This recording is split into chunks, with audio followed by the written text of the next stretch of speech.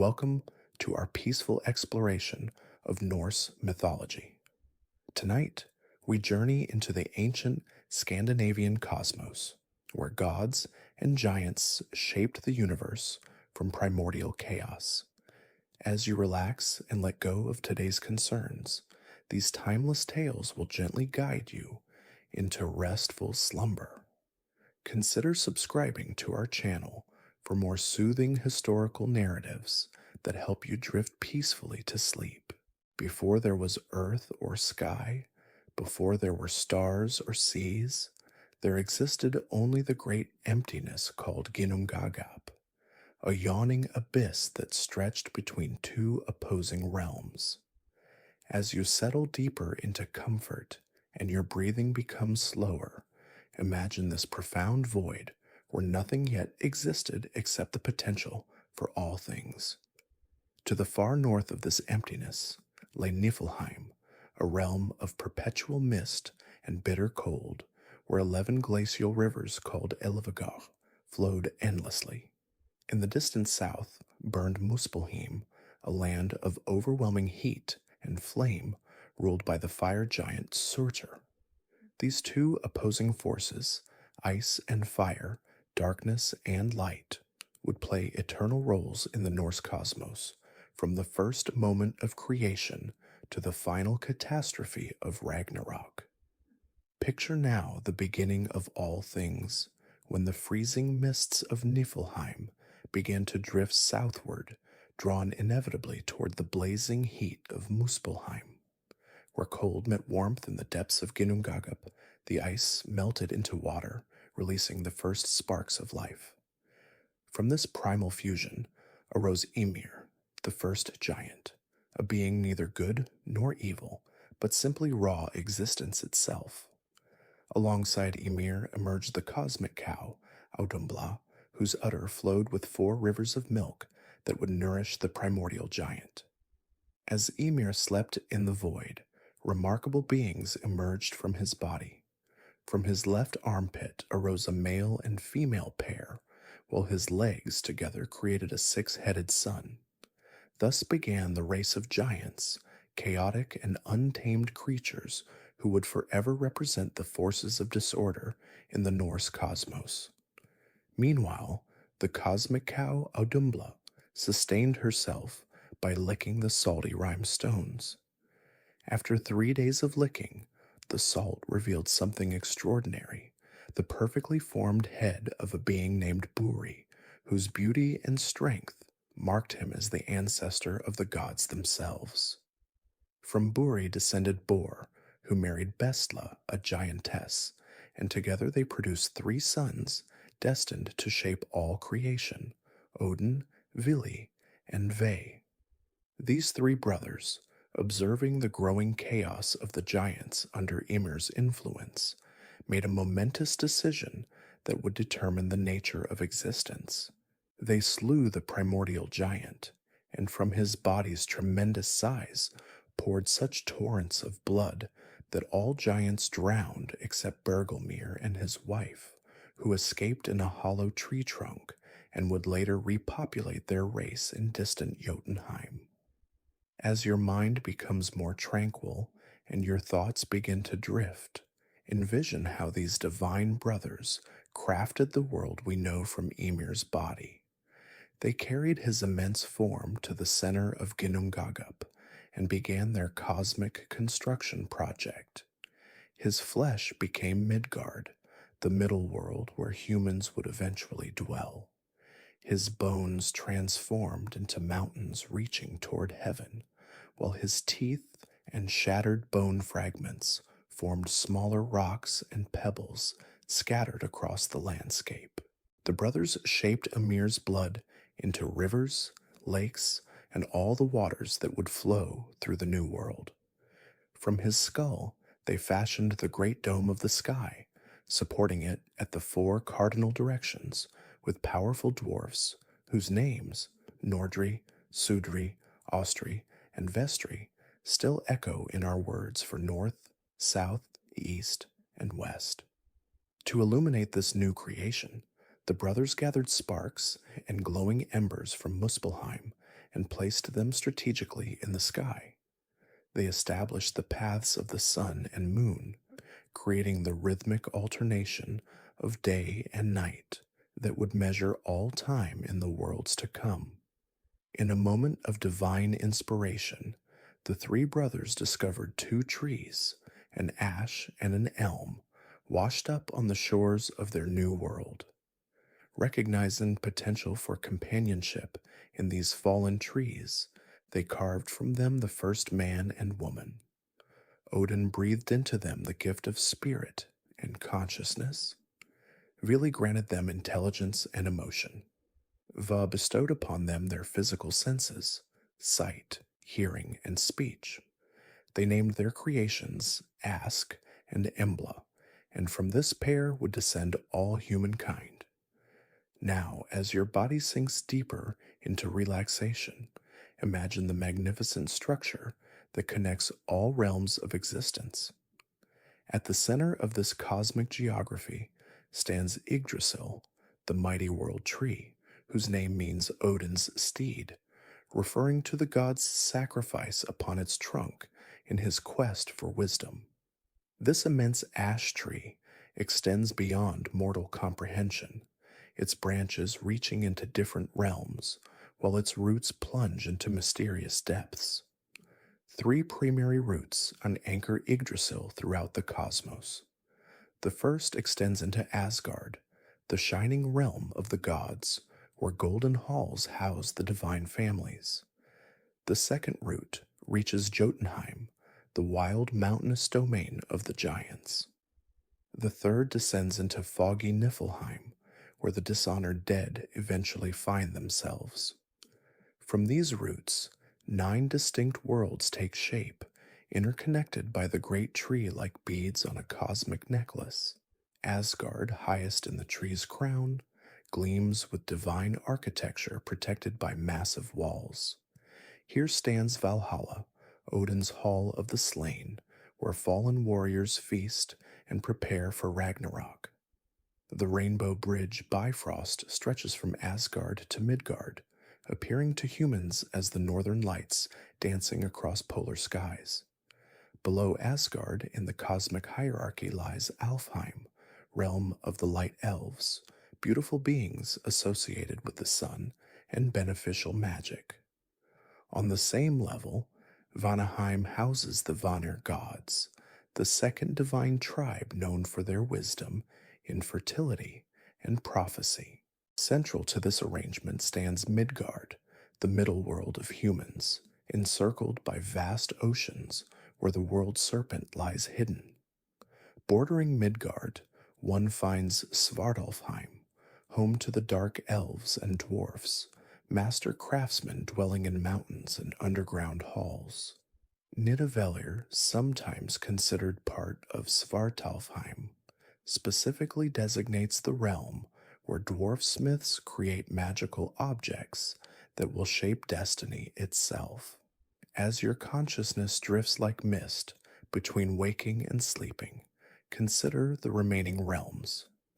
Jotunheim spreads across wild mountains and primeval forests where giants maintain their ancient culture apart from gods and humans.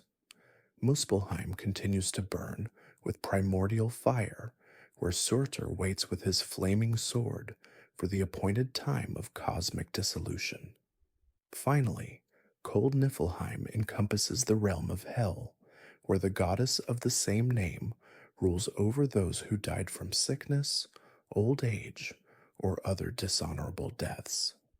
The world tree itself lives and suffers as a cosmic being. The serpent Nidhogg gnaws constantly at its roots, while 4 deer browse upon its foliage. At the crown perches the eagle Hraesvelg, whose winged beats create all winds throughout the 9 worlds. Between eagle and serpent runs the squirrel Ratatoskr, carrying insults back and forth, ensuring eternal enmity between these creatures, a reflection of the conflict that runs throughout all levels of existence. Daily, the 3 Norns tend to Yggdrasil's needs. These mysterious female beings, Urd's what was, Verdandi, what is, and Skulds, what must be, care for the tree by sprinkling water from Urd's well over its massive trunk. This daily ritual keeps the tree healthy despite the injuries it suffers, for without the world tree, all 9 realms would collapse into chaos. The Norse understood their cosmos as a magnificent yet precarious balance, always under threat from forces of disorder. The gods had imposed structure upon primordial chaos, but they knew this order was temporary. Prophecy foretold Ragnarok, the doom of the powers, when fire and flood would consume the ordered world, and most gods would perish in battle against giants and monsters. Yet within this fatalistic vision lived an element of hope. For the poems spoke also of renewal, a new green earth, rising from the waters after destruction, surviving gods recalling ancient wisdom, and a human pair emerging from Yggdrasil itself to repopulate the cleansed world. Thus, even in envisioning cosmic catastrophe, the Norse embedded promises of cyclical renewal and eternal rebirth. As your mind relaxes toward sleep, consider how these myths reflected the Viking worldview, a universe born from opposition, maintained through struggle, and destined for transformation.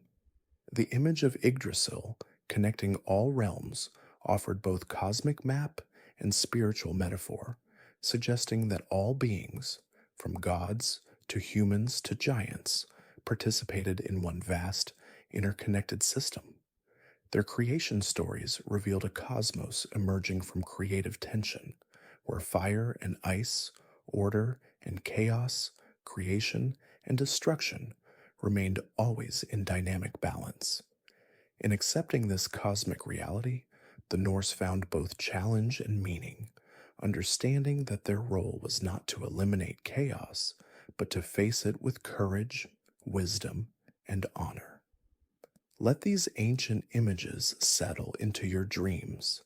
The mighty Yggdrasil with its 9 worlds, the gods crafting order from chaos, the daily care required to maintain cosmic balance. As sleep approaches, may you find in these Norse tales a reflection of life's own creative tensions and the eternal cycles that connect all existence. In our next chapter, we will meet the gods themselves, the Aesir and Vanir, who inhabit these cosmic realms and whose complex relationships, conflicts, and alliances shape the mythic landscape of the North. Their stories reveal the human recognition that even divine power has its limitations, and that wisdom often comes through unexpected channels. Sweet dreams await you, guided by the ancient wisdom of the Norse, where the turning of cosmic wheels ensures that new beginnings always follow endings, and where courage in the face of fate remains the highest virtue of all. As you settle deeper into comfort, let us journey further into the world of Norse mythology to meet the divine beings who inhabited the lofty heights of Asgard and Vanaheim. The gods of the North were not distant, perfect deities, but complex, flawed beings with distinct personalities, powers, and stories that reflected the values and concerns of the people who worshipped them. In the Norse cosmos, there existed not one, but 2 tribes of gods, the warlike Aesir and the fertility-focused Vanir. Their relationship, beginning in conflict and eventually establishing peace through exchange and intermarriage, forms one of the fundamental narratives of Norse mythology. The Aesir dwelled in Asgard, a celestial stronghold protected by high walls against the giants, their ancient enemies. Led by Odin, the Aesir were primarily gods of war, governance, craftsmanship, and the natural elements. They represented the principles of cosmic order against the chaotic forces that threatened to unravel the fabric of the 9 worlds. As you breathe deeply and allow your muscles to relax. Envision the magnificent hall of Valhalla in Asgard, where Odin, the All-Father, sits upon his high seat, Hlidskjalf. From this throne, his gaze can penetrate all 9 worlds, observing the affairs of gods and mortals alike. One-eyed and silver-bearded, Odin wears a blue cloak and a wide-brimmed hat that shadows his face. His shoulders bear his 2 ravens, Hugin and Munin, thought and memory, who fly throughout the worlds each day, returning to whisper all they have seen and heard into his ears. Odin's nature contains many contradictions. He is the god of wisdom, poetry, and magic, yet also the fury of battle and the unpredictable storm. He seeks knowledge relentlessly, sacrificing his eye for a drink from Mimir's well of wisdom, hanging himself from Yggdrasil for 9 nights to discover the secrets of the runes. His name means fury or frenzy, reflecting how he could inspire both poetic ecstasy and battle madness in his followers. At Odin's side rules his wife Frigg, queen of Asgard and goddess of marriage, motherhood, and household. Though less prominently featured in surviving myths than some other goddesses, Frigg possesses the power of prophecy, knowing the fate of all beings, though she never reveals these secrets. As your body grows heavier and your thoughts slower, imagine her spinning clouds into thread on her distaff, weaving the fates of mortals and immortals alike in her quiet wisdom. The most beloved of the Aesir among the common people was Thor, the mighty thunderer. Red-bearded and immensely strong, Thor protects both gods and humans from the chaos of the giants. Unlike his father Odin, who relies on cunning and manipulation, Thor is straightforward and reliable.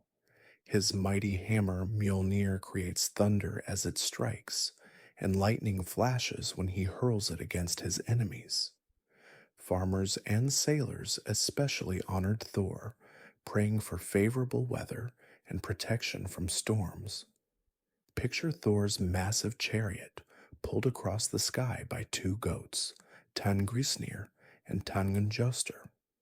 When hungry, Thor could slaughter these magical beasts, feast upon their flesh, and resurrect them the next day by hallowing their bones with Mjolnir, provided all bones remained unbroken. In one tale, a farmer's son marrows one of the goat's leg bones during dinner, causing the animal to rise with a permanent limp, much to Thor's displeasure.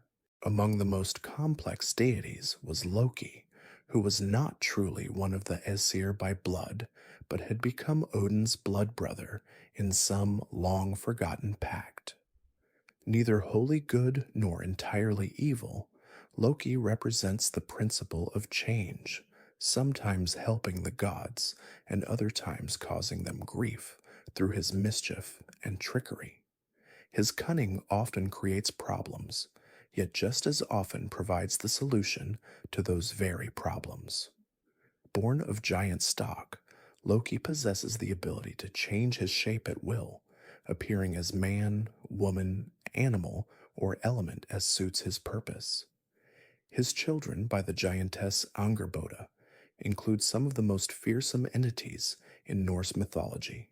Hel, goddess of the underworld, Jormungandr, the world serpent encircling Midgard, and Fenrir, the monstrous wolf whom even the gods fear. We will learn more about Loki and his complex role in a later chapter.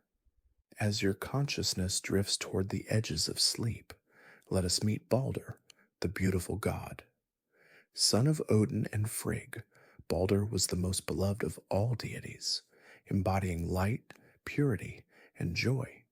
His death, caused by Loki's trickery and his blind brother Hoder's unwitting hand, represents one of the most sorrowful tales in Norse mythology, setting in motion the events that would eventually lead to Ragnarok. Among the Aesir dwells Tyr, the one-handed god of war and justice. Once, perhaps, the chief deity before Odin rose to prominence, Tyr exemplifies courage and self-sacrifice. He lost his hand when placing it in the mouth of the wolf Fenrir as a pledge of good faith, while the other gods bound the terrible creature. When Fenrir realized he had been deceived, he bit off Tyr's hand, but the god never uttered a cry of pain, accepting this sacrifice to protect the nine worlds. Heimdallr, the ever-vigilant guardian of the gods, stands watch at Bifrost, the rainbow bridge connecting Asgard to Midgard. Born of 9 mothers, possibly waves of the sea, Heimdallr possesses extraordinary senses. He can see 100 leagues in daylight or darkness, and hear grass growing on the earth and wool on sheep's backs. His horn Gjallarhorn will sound the alarm at the onset of Ragnarok, calling all gods to the final battle. Now imagine the beautiful halls of Breidablik, where Balder and his wife Nanna dwell, a place where nothing impure may enter. Or the magnificent Bilskirnir, Thor's hall of 540 rooms within the region of Asgard called Thrudheim. Each deity has their own domain reflecting their nature and responsibilities in the cosmic order. While the Aesir represented war, wisdom, and governance, the second tribe of gods, the Vanir, embodied different but equally essential aspects of existence. The Vanir dwelled in Vanaheim and were primarily associated with fertility, prosperity, and natural abundance. They possessed powers of foresight and were deeply connected to the earth's cycles. Chief among the Vanir were the siblings Freyr and Freyja, children of Njord.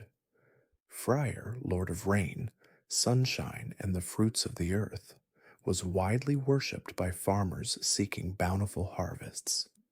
His twin sister Freyja, arguably the most complex goddess in Norse mythology, held dominion over love, beauty, fertility, and gold, yet also claimed half the warriors slain in battle, the other half belonging to Odin.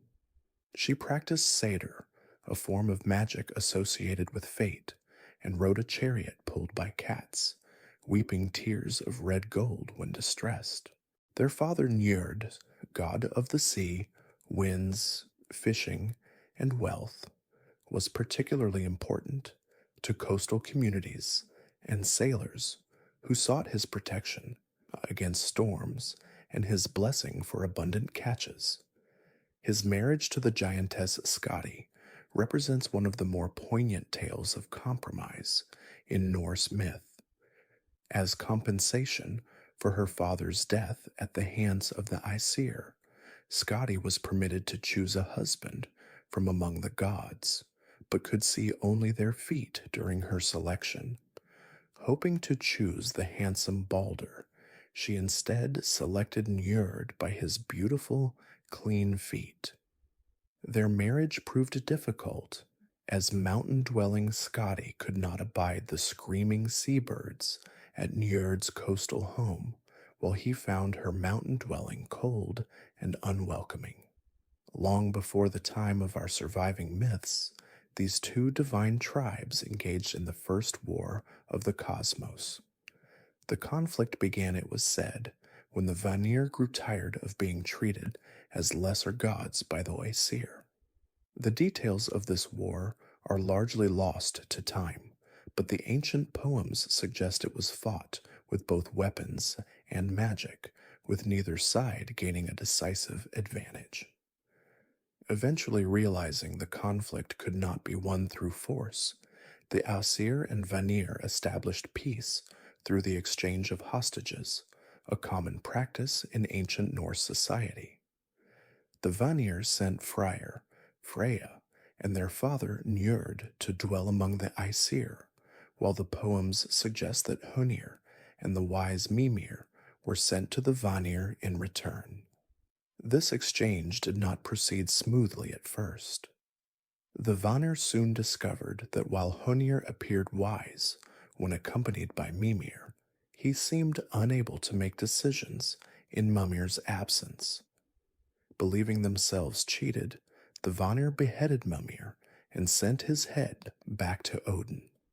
Rather than reigniting the conflict, Odin preserved Mimir's head with herbs and spells, allowing it to continue sharing wisdom and counsel. Despite this inauspicious beginning, the exchange ultimately succeeded in its purpose. The former Vanir deities became fully integrated with the Aesir, bringing their powers of fertility and prosperity to complement the warlike and governance aspects of the original Asgardians. This union of different divine principles created a more balanced pantheon, capable of addressing all aspects of mortal existence. As your mind peacefully drifts closer to sleep, consider how this story of divine conflict, resolved through compromise and exchange rather than total victory, reflected the values of Norse society. In a harsh world where survival depended on community cooperation, the ability to resolve conflicts through negotiation and the exchange of wealth or hostages was highly valued.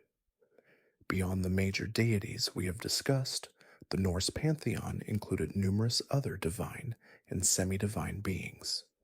Among these were Sif, Thor's golden-haired wife, Idun, keeper of the golden apples that preserved the god's youth, Bragi, god of poetry and eloquence, and Forseti, god of justice and reconciliation. There were also the mysterious Norns, who wove the fates of all beings, the fierce Valkyries, who selected warriors for death in battle and brought them to Valhalla, and the land spirits or landvetter, local guardian entities who could bring fortune or hardship to those dwelling in their territories. Numerous goddesses, whose stories have been largely lost to us, were nonetheless important, including air, healing, Gefjon, fertility and plowing, Siofn, love, Lofn, forbidden love, and Vior, wisdom. Their limited appearances in surviving texts likely reflect the Christian monks' disinterest in preserving stories of female deities, rather than their original significance in Norse religious life. As we draw this chapter to a close, imagine the divine halls of Asgard beneath the spreading branches of Yggdrasil. Here the Aesir and adopted Vanir feast, quarrel, love, and prepare for their foretold doom at Ragnarok. These complex, flawed beings were not all-powerful or all-knowing, but limited in their own ways, subject to fate just as mortals were. Their stories remind us that even divine power has its boundaries, and that courage in the face of inevitable fate represents the highest virtue. In our next chapter, we will explore more deeply the complexities of Odin, the All-Father, his relentless quest for wisdom, his role as psychopomp guiding worthy souls to the afterlife, and the terrible knowledge that drove him to gather heroes for the final battle at the end of days. May the peace of Asgard's golden halls settle over you now, as your consciousness gently slips toward the realm of dreams, where perhaps the whispers of these ancient gods might still be heard on the edge of sleep. As your body relaxes more deeply and your mind begins to drift toward the peaceful realm of sleep, let us turn our attention to perhaps the most complex and enigmatic figure in Norse mythology, Odin, the All-Father. Chief of the Aesir and ruler of Asgard, Odin embodies the deeply contradictory nature of existence itself, both creator and destroyer, nurturing father and cold-eyed destroyer, poet and warrior, king and wanderer. Unlike the gods of many other pantheons, Odin was not all-powerful or all-knowing. Instead, his story is one of constant seeking, a relentless quest for wisdom and knowledge in the face of inevitable fate.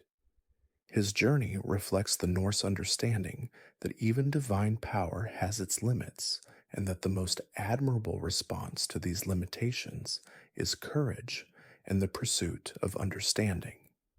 Odin's appearance mirrors his complex nature. Typically depicted as an older man with a long gray beard, he wears a wide brimmed hat pulled low over his brow to shadow his face, and a blue gray cloak wrapped around his tall, powerful frame. Most notably, he has only one eye, having sacrificed the other in his quest for wisdom. This missing eye became one of his most recognizable features, representing the price of knowledge and foresight. The All-Father's Hall in Asgard is Valhalla, a magnificent structure whose ceiling is made of golden shields with spears for rafters. 540 doors line its walls, each wide enough for 800 warriors to march through abreast. Here Odin gathers the Inherjar, warriors who have died gloriously in battle, selected by his Valkyries and brought to prepare for the final battle of Ragnarok. As you breathe deeply and allow your thoughts to slow, imagine Odin seated upon his high throne, Lidskjalf, from which he can observe all 9 worlds. Beside him stand or perch his many companions. On his shoulders sit his ravens, Hugin and Munin, Thought and Memory, who fly throughout the worlds each day, returning to whisper what they have seen and heard into his ears. At his feet lie his wolves, Geri and Freki, both names meaning the ravenous, whom he feeds with the meat from his table, for Odin himself subsists solely on wine. Odin's most treasured possessions include his spear Gungnir, crafted by the dwarfs and so well balanced it never misses its mark, his golden ring Draupnir, which produces 8 identical rings every 9th night, and his 8-legged horse Sleipnir, swiftest of all steeds, capable of traveling between the worlds. Unlike Thor, who was widely beloved by common folk, Odin inspired more fear than affection. He was the patron of rulers, warriors, and poets rather than farmers or craftspeople. His ways were unpredictable, his favor uncertain. While other gods might be counted on to behave consistently, Odin might bless a warrior one day, only to doom him the next, should it serve his inscrutable purposes. This ambivalence reflects Odin's primary concern, the gathering of knowledge and worthy warriors in preparation for Ragnarok, the doom of the gods that he knows cannot be averted. Much of his behavior, seeming arbitrary from a human perspective, serves this greater purpose, to delay the inevitable end as long as possible and to ensure the best possible rebirth of the world thereafter. Odin's quest for wisdom is exemplified in several pivotal myths that reveal the lengths to which he would go to gain knowledge and understanding. Perhaps the most famous is his self-sacrifice upon Yggdrasil, the world tree. As you surrender more deeply to relaxation, envision this primal scene, the All-Father hanging himself from the mighty ash, pierced by his own spear, neither eating nor drinking for 9 long nights. As the ancient poem Havamal recounts, I know that I hung on a windy tree 9 long nights, wounded with a spear, dedicated to Odin, myself to myself, on that tree of which no man knows from where its roots run. During this ordeal, on the verge of death, Odin peered downward and spied the runes, ancient symbols of power and meaning that had previously been hidden from both gods and mortals. With a final effort, he seized them, understanding their significance and uses, before falling from the tree, enriched with this vital knowledge. This voluntary self-sacrifice illustrates a pattern in Northern European shamanic practices. The wounded healer who must first experience suffering and symbolic death before gaining healing powers and wisdom. By hanging on the world tree, Odin symbolically died to be reborn with greater knowledge, creating a paradigm that would be reflected in human shamanic initiations throughout the Norse world. Another pivotal moment in Odin's quest came when he sought a drink from Mimir's well, also called the Well of Wisdom, which lay beneath one of Yggdrasil's roots. The well contained not water, but mead, the essence of wisdom and poetry itself. Its guardian, Mimir, demanded a steep price for a single draught, one of Odin's eyes. Without hesitation, Odin plucked out his eye and placed it in the well, then drank deeply of the waters of wisdom. From that day forward, his missing eye remained in Mimir's care, gazing into the depths of the well and all the knowledge it contained, while with his remaining eye, Odin continued to survey the 9 worlds from his throne. If the sacrifice on Yggdrasil granted Odin knowledge of the runes and their power, the sacrifice at Mimir's well gave him something perhaps even more valuable: insight into the future, including the unavoidable doom of Ragnarok. This foreknowledge became both gift and burden. While it allowed him to prepare for what was to come, it also meant bearing the weight of inevitable tragedy without the comfort of uncertainty or hope. Odin's connection to wisdom extended to language itself. He was the god of poetry, particularly the complex skaldic verse practiced by Norse court poets. According to myth, the mead of poetry, which granted eloquence and poetic inspiration to those who drank it, had been brewed from the blood of Kvasir, a being of immense wisdom created from the saliva of the Aesir and Vanir at the conclusion of their war. This precious mead was stolen by the giant Suttung, who hid it in a mountain under the guard of his daughter Gunnlod. Determined to retrieve this treasure, Odin disguised himself as a wanderer named Bulverk, evildoer, and worked for Suttung's brother Baugi for an entire summer. As payment, he asked only for a single sip of the precious mead. When Baugi reluctantly drilled a hole into the mountain at Odin's insistence, the disguised god transformed himself into a serpent and slithered through. Inside, he found Gunnlod guarding 3 vessels containing the mead. Odin seduced the giantess, persuading her to allow him 3 sips, one from each vessel. True to his trickster nature, Odin drained all 3 containers completely, transformed into an eagle, and flew back to Asgard with the precious liquid in his belly. Pursued by Suttung, also in eagle form, Odin barely managed to reach Asgard, where he spat the mead into vessels the gods had prepared. Some drops fell to Midgard during his flight, becoming what the Norse called the rhymester's share, the small gift of lesser poetic talent available to ordinary humans. The true mead of poetry, however, remained with the gods, to be granted only to those mortals they deemed worthy. This tale of deception, seduction, and thefts reveals another aspect of Odin's complex character. While he sought wisdom and knowledge above all else, he was not above using trickery or breaking oaths to achieve his goals. Unlike Thor, who typically confronted challenges directly with strength and courage, Odin employed guile, disguise, and manipulation when necessary. As your consciousness continues its gentle descent toward sleep, consider Odin's role as a wanderer. Disguised in a broad-brimmed hat and blue cloak, leaning on a staff, the All-Father would travel throughout Midgard, testing the hospitality and wisdom of mortals.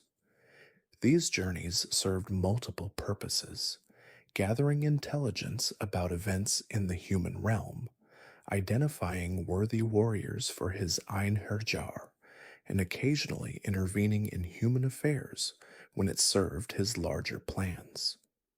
Many Norse tales begin with Odin's arrival at a hall or homestead, where his reception would determine the fate of those dwelling there.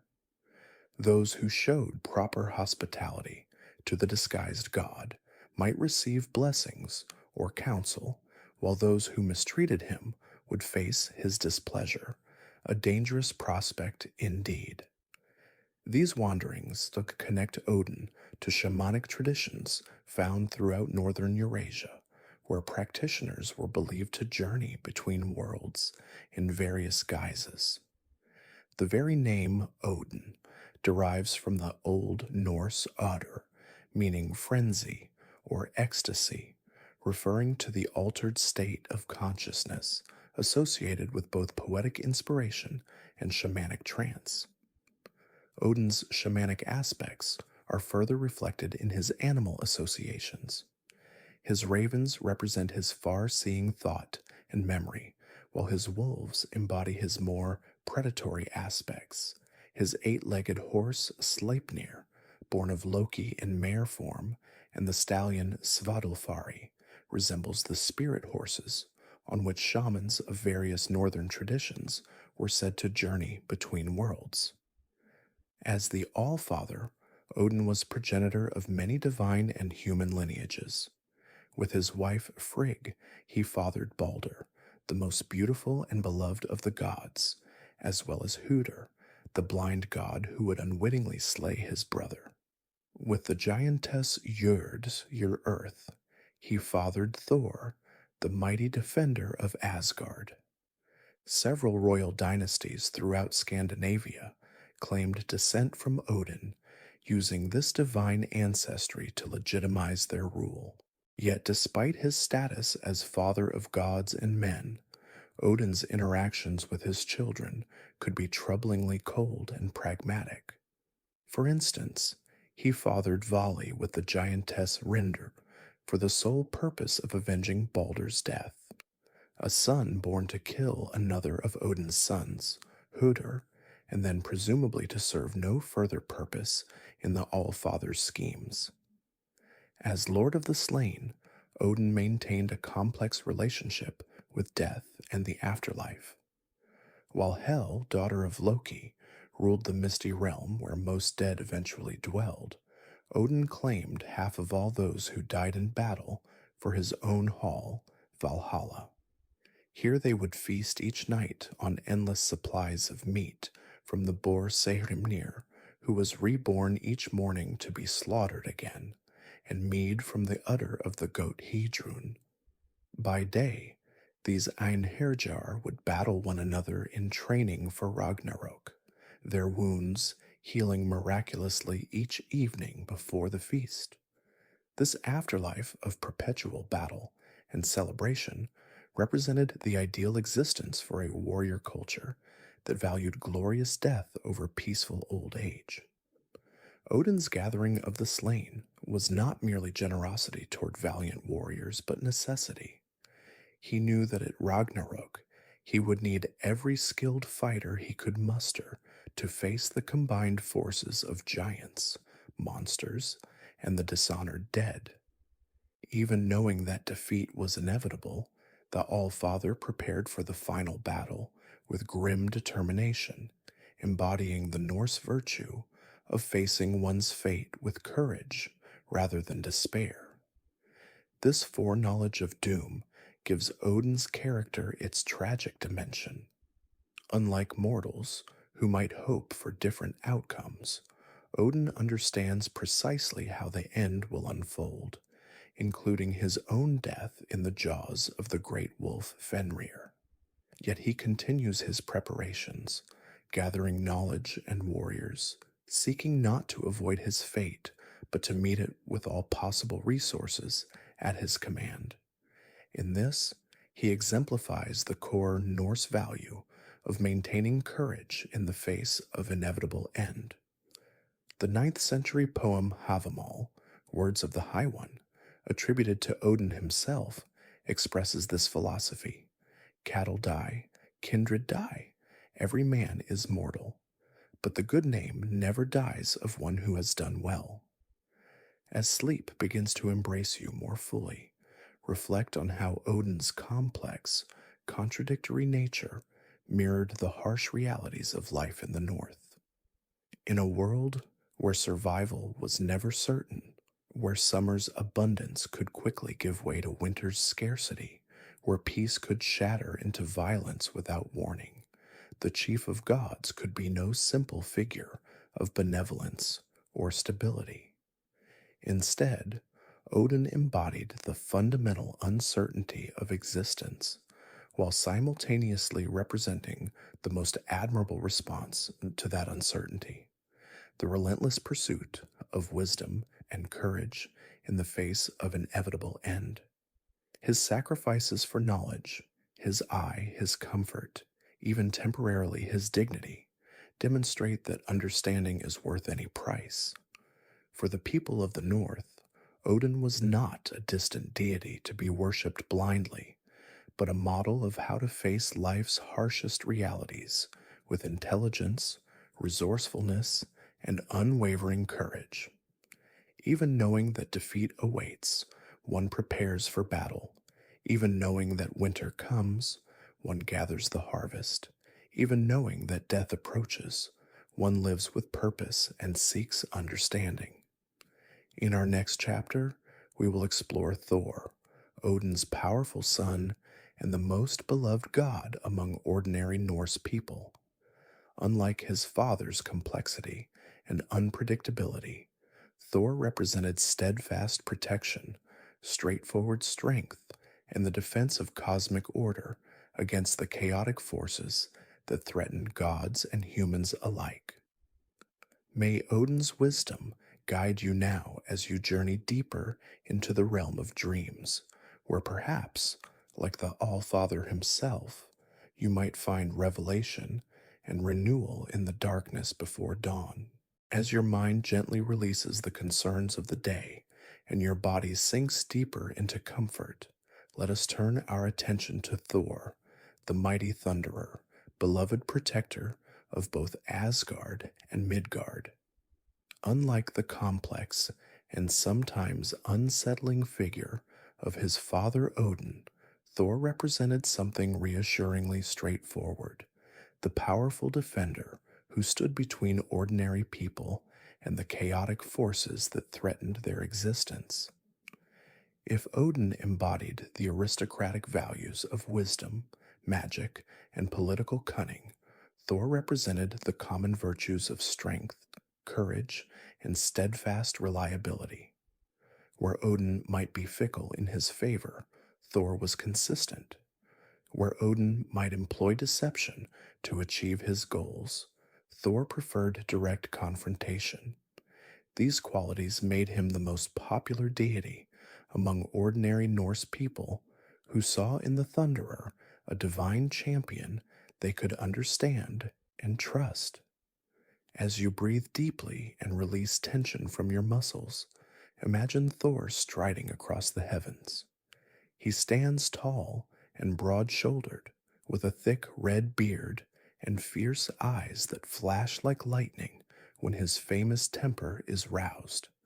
His arms bulge with muscles developed through countless battles against the enemies of cosmic order. Around his waist, he wears Megingjord, his belt of strength, which doubles his already formidable power when buckled. On his hands are iron gloves, Jarngreipur, necessary for grasping his most famous possession, the mighty hammer Mjolnir.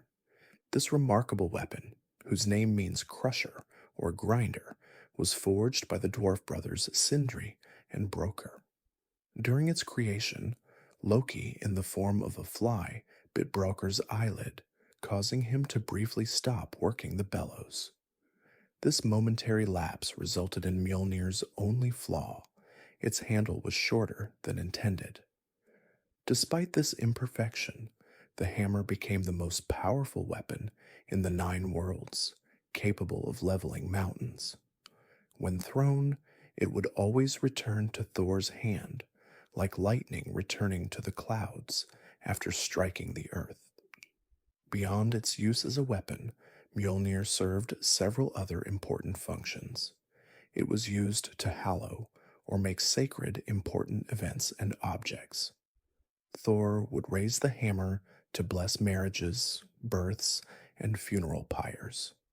Archaeological evidence suggests that hammer-shaped amulets were widely worn throughout the Viking world as symbols of protection and blessing, much as the cross was worn in Christian lands. Thor traveled across the sky in a chariot pulled by two goats, Tangrisnir and Tangjoster, whose names mean teeth bearer and teeth grinder. The rumble of his chariot wheels created thunder, while lightning flashed from Mjolnir as he hurled it against his enemies, primarily the giants who constantly threatened both gods and humans. These goats possessed the remarkable ability to be slaughtered and eaten, then restored to life the next day if their bones were kept intact and hallowed by Mjolnir. One popular tale describes Thor's journey to the giant Geirrod's stronghold, accompanied by Loki. Having been tricked by Geirrod into coming without his hammer, belt, or gloves, Thor finds help from a friendly giantess named Gridr, who lends him her own belt of strength, iron gloves, and a staff called Gridarvöllr. As you drift closer to sleep, picture Thor wading across the swollen river, Vimur, the water rising to his shoulders as the giantess Gjalp, Geirrod's daughter, stands upstream, causing the waters to rise by urinating into the current. With a great effort, Thor throws a boulder at Gjalp, following the Norse principle that a river must be stemmed at its source, then grasps a rowan tree, later called Thor's salvation, to pull himself from the raging waters. Upon reaching Geirrod's hall, Thor's invited to sit in the only available chair, which suddenly rises toward the ceiling. Realizing it is a trap, Thor presses Gridr's staff against the ceiling and pushes downward with all his might. A terrible scream is heard. Geirrod's daughters, Gjalp and Greip, had been hiding under the chair, intending to crush Thor against the ceiling, but instead he has broken their backs. Geirrod then challenges Thor to a game, throwing a glowing ball of iron at him. With the borrowed iron gloves, Thor catches the molten missile and hurls it back with such force that it passes through an iron pillar, through Geirrod himself, and through the wall of the hall. Such tales emphasized Thor's resourcefulness and strength even when deprived of his usual advantages. Perhaps the most beloved story of Thor comes from the Prose Edda, in which he journeys to the court of the giant king, Utgarda Loki. Accompanied by Loki and a human peasant boy named Thjalfi, Thor encounters a series of humiliating defeats in what appear to be simple contests. He fails to empty a drinking horn in 3 gulps, cannot lift a seemingly ordinary cat, and is brought to one knee, wrestling what appears to be an elderly woman. As your consciousness drifts further toward the realm of dreams, imagine Thor's frustration as each contest ends in failure despite his greatest efforts. The next morning, as the gods prepare to leave, Utgarda Loki reveals the truth. The drinking horn was connected to the sea itself, and Thor's mighty gulps had caused the tides.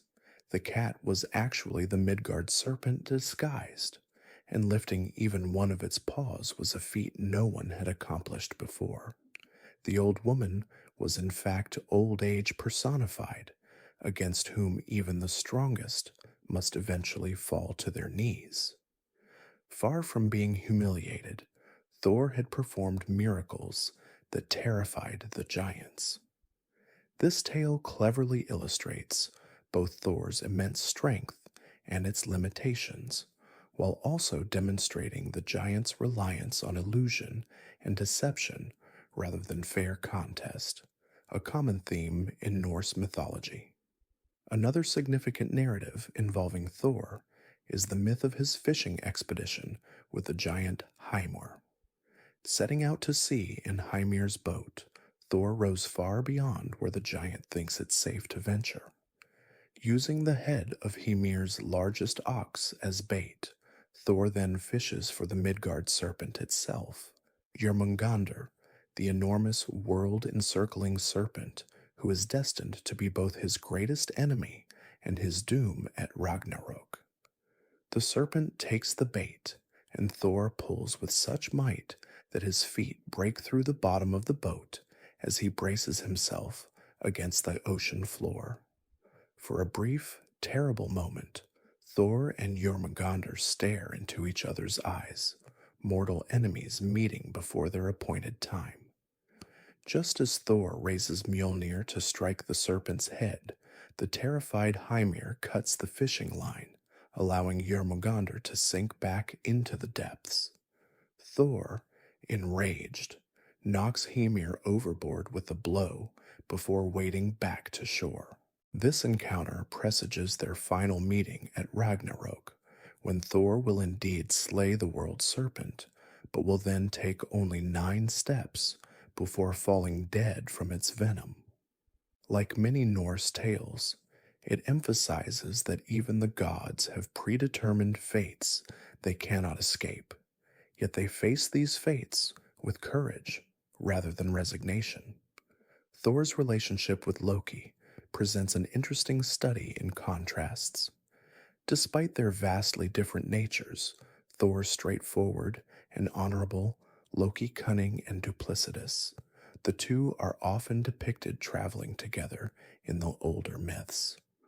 When Loki's mischief created problems, it was frequently Thor's strength that resolved them, as when Loki allowed the giant Thiazi to kidnap the goddess Idun, while Loki used his shape-shifting ability to rescue her. It was Thor who ultimately killed the pursuing giant. In another tale, when Loki's mischief results in the theft of Thor's hammer by the giant Thrimur, who demands the goddess Freyja as bride price for its return, both gods must work together in an uncharacteristic way. Thor, much to his disgust, disguises himself as Freyja in a wedding dress, with Loki accompanying him as his handmaiden. Despite some close calls, Thor's fierce eyes and enormous appetite nearly give away the deception. The ruse works long enough for Thor to reclaim Mjolnir when it is brought out to hallow the marriage. The moment his hand closes around the hammer's haft, he slaughters Thrimur and all the assembled giants. This story, with its comical elements and cross-dressing, reveals that even the hypermasculine Thor was willing to endure humiliation when necessary to fulfill his duty as protector. It also suggests that while the Norse valued traditional gender roles, they recognized that sometimes these boundaries needed to be crossed for the greater good. Thor's family life centers on his marriage to the golden-haired goddess Sif, though he also has a giantess concubine named Jaren.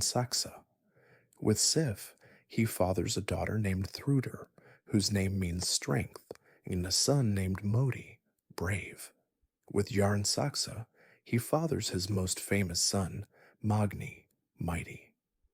Together with his half-brother Modi, Magni will survive Ragnarok and inherit Mjolnir in the renewed world, suggesting that Thor's protective power will continue even after his death. The story of Sif's golden hair involves Loki in one of his more malicious moments. For reasons never explained, Loki cuts off Sif's beautiful golden hair while she sleeps. A furious Thor threatens to break every bone in Loki's body, unless the Trickster restores what he has destroyed.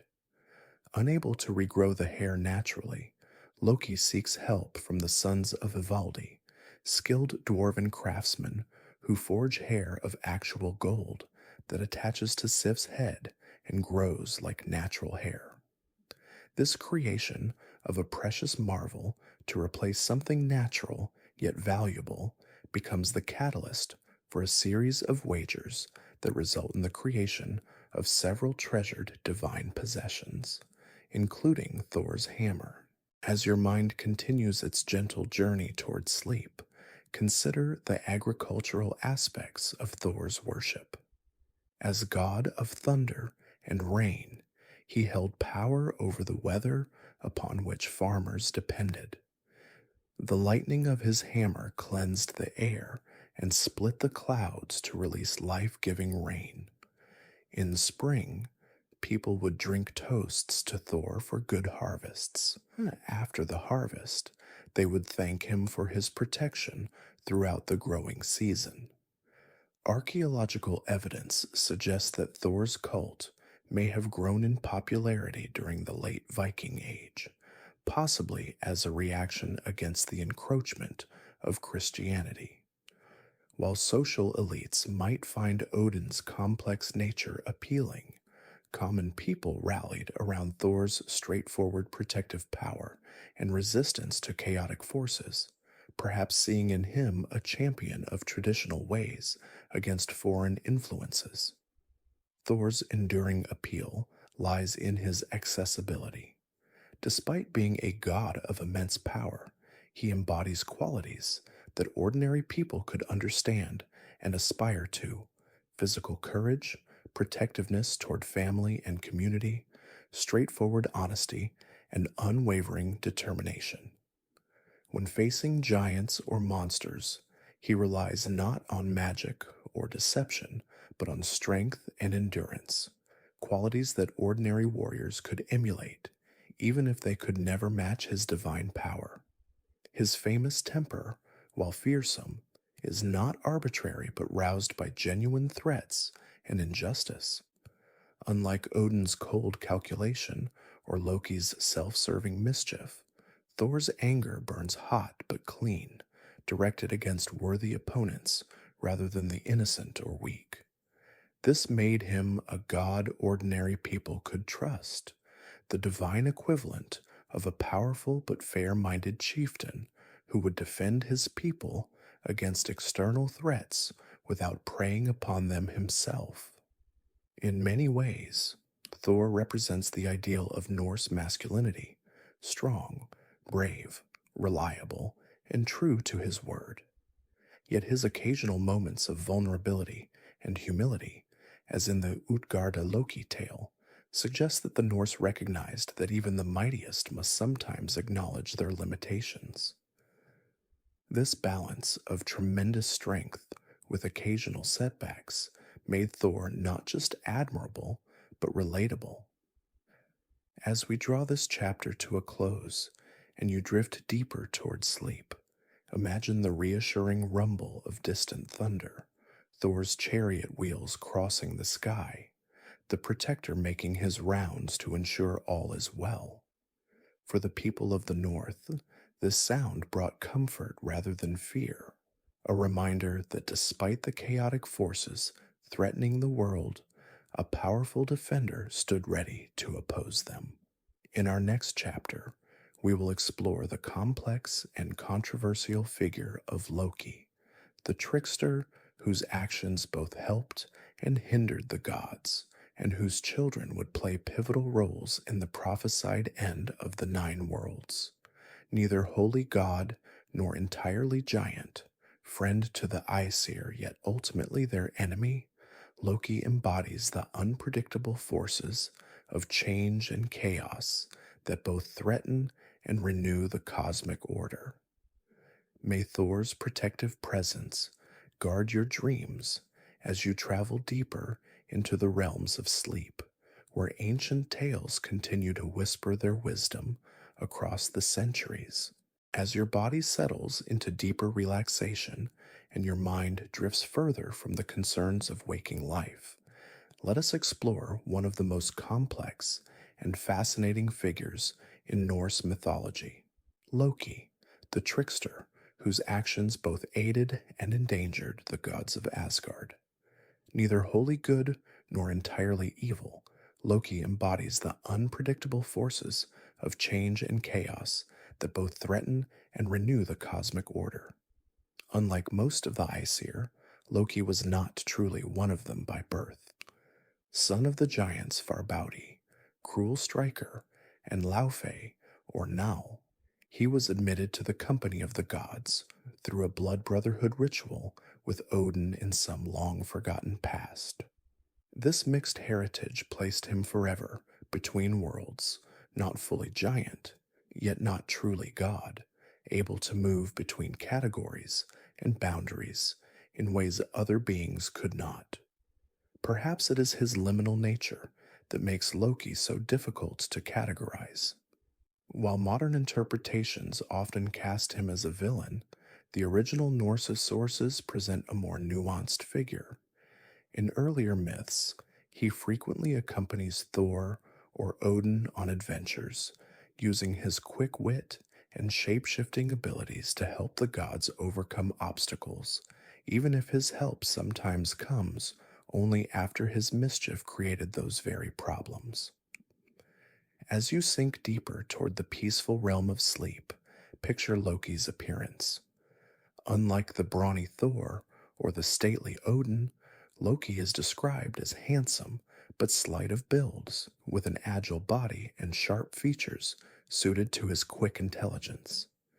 His hair is sometimes described as red or reddish blonde, perhaps symbolizing his association with fire and his volatile nature. Most notably, his expression reveals keen intelligence and a mischievous glint in his eyes, suggesting he sees humor in situations others take seriously. Loki's primary gift is his extraordinary intelligence, particularly his quick wit and ability to devise ingenious solutions to seemingly impossible problems. When the gods find themselves in difficult situations, it is often Loki who crafts the plan for escape, even if his schemes carry moral ambiguity or require deceit to succeed. Equally important is his remarkable shape-shifting ability. Loki could transform himself into any animal, person, or even element as the situation required. In various myths, he takes the forms of a fly, a salmon, a mare, an old woman, and even a flame. This talent for transformation extends beyond physical form. Loki also easily shifts between social roles and expectations, sometimes helper, sometimes hinderer, sometimes comic relief, sometimes dire threat. The complexity of Loki's character is evident in the tales of his children, who represent some of the most dangerous entities in Norse cosmology. With his giant wife, Angerboda, the one who brings grief, Loki fathered 3 monstrous offspring: Hel, the half-living, half-corpse goddess who rules the realm of the dishonorable dead; Jormungandr, the world serpent whose massive body encircles Midgard; and Fenrir, the monstrous wolf whom even the gods fear. Yet Loki also fathered more benign children. As a mare, he became mother to Sleipnir, Odin's 8-legged steed, considered the finest of all horses. With his wife Sigyn, he fathered Narfi and Vali, not to be confused with Odin's son of the same name. These varied offspring reflect the dual nature of their father, creator of both beneficial and destructive forces. As your thoughts become more distant and dreamlike, let us explore some of the key myths that reveal Loki's complex nature, beginning with more benign tales before moving to his darker deeds. One of the more humorous tales involving Loki concerns the building of Asgard's wall. A master builder approached the gods, offering to construct an impenetrable fortification around Asgard in just 3 seasons. His price, however, was steep. The goddess Freyja as his wife, along with the sun and moon. Loki convinced the gods to agree, but with the seemingly impossible condition that the builder complete the work in a single winter with no man's help. To the gods' dismay, the builder made remarkable progress with the aid of his powerful stallion, Svadilfari. As the deadline approached and the wall neared completion, the panicked gods threatened Loki, holding him responsible for the predicament. Thinking quickly, Loki transformed himself into a mare in season and lured away Svadilfari. Without his horse, the builder fell behind schedule. When he failed to complete the wall on time, he flew into a rage, revealing himself as a giant in disguise. Thor promptly slew him with Mjolnir. Some months later, Loki returned to Asgard, leading an extraordinary eight-legged colt he had birthed as a mare, Sleipnir, who would become Odin's steed. This tale demonstrates Loki's resourcefulness and willingness to undergo personal discomfort or transformation to help the gods, even if his methods are unorthodox. In another tale, Loki's mischief leads to both problem and solution. For reasons never explained, he cuts off the beautiful golden hair of Thor's wife, Sif. Facing Thor's rage, Loki promises to replace what he has destroyed. He journeys to the realm of the dwarfs and commissions the sons of Ivaldi to forge hair of actual gold that will attach to Sif's head and grow like natural hair. Not content with merely replacing Sif's hair, Loki obtains additional treasures: Odin's spear Gungnir that never misses its target, and Freyr's ship Skidbladnir that can fold small enough to fit in a pocket, yet expand to carry all the gods. Pleased with these treasures, but unable to resist stirring trouble, Loki then wagers with the dwarf brothers, Brokkr and Sindri, that they cannot create three items of equal wonder. The brothers forge a living golden boar for Freyr that can run faster than any horse and illuminate the darkest night, a gold ring called Draupnir for Odin that produces 8 identical rings every 9th night, and for Thor, the hammer Mjolnir. Despite Loki's interference in fly form, biting Brokkr during the forging process and causing Mjolnir's handle to be shorter than intended, the gods judge the dwarf's creations superior. Loki attempts to flee, but Thor captures him. Having wagered his head, Loki points out that the dwarfs have right to his head, but not his neck. Brokkr, unwilling to be outwitted, sews Loki's lips shut with a leather thong as punishment for his wordplay and trickery. Even this painful consequence does not deter Loki for long. Eventually, he removes the stitches and returns to his verbal tricks. As your body grows heavier and sleep draws nearer, consider how these tales reveal Loki's dual role. His mischief creates problems, yet his ingenuity provides solutions that leave the gods better equipped than before. In both cases, his actions result in the gods obtaining crucial magical items they will need for their eventual confrontation at Ragnarok. Loki's role grows darker in the tale of Baldur's death. Baldur, son of Odin and Frigg, was the most beloved of all gods, so beautiful and kind and wise that light radiated from his presence. Troubled by dreams foretelling Baldur's death, Frigg extracted oaths from every substance in the 9 worlds never to harm her son. Fire, water, stones, metals, plants, animals, poisons, all promised never to injure Baldur. With Baldur thus seemingly invulnerable, the gods made sport of throwing weapons and objects at him, delighting in how everything would swerve away rather than strike him. Only the mistletoe had not sworn an oath, deemed too young and harmless by Frigg to bother with. Learning of this oversight, Loki crafted a dart from mistletoe and placed it in the hands of Baldur's blind brother Húdir, guiding his aim as the unknowing god cast the fatal projectile. Baldur fell dead, plunging all creation into mourning. The gods sent an emissary to Hel, asking for Baldur's return. Hel agreed on one condition. Every being in all worlds must weep for him. All did, except one. An old giantess named Thok, widely believed to be Loki in disguise, refused in saying, "Let Hel keep what she has."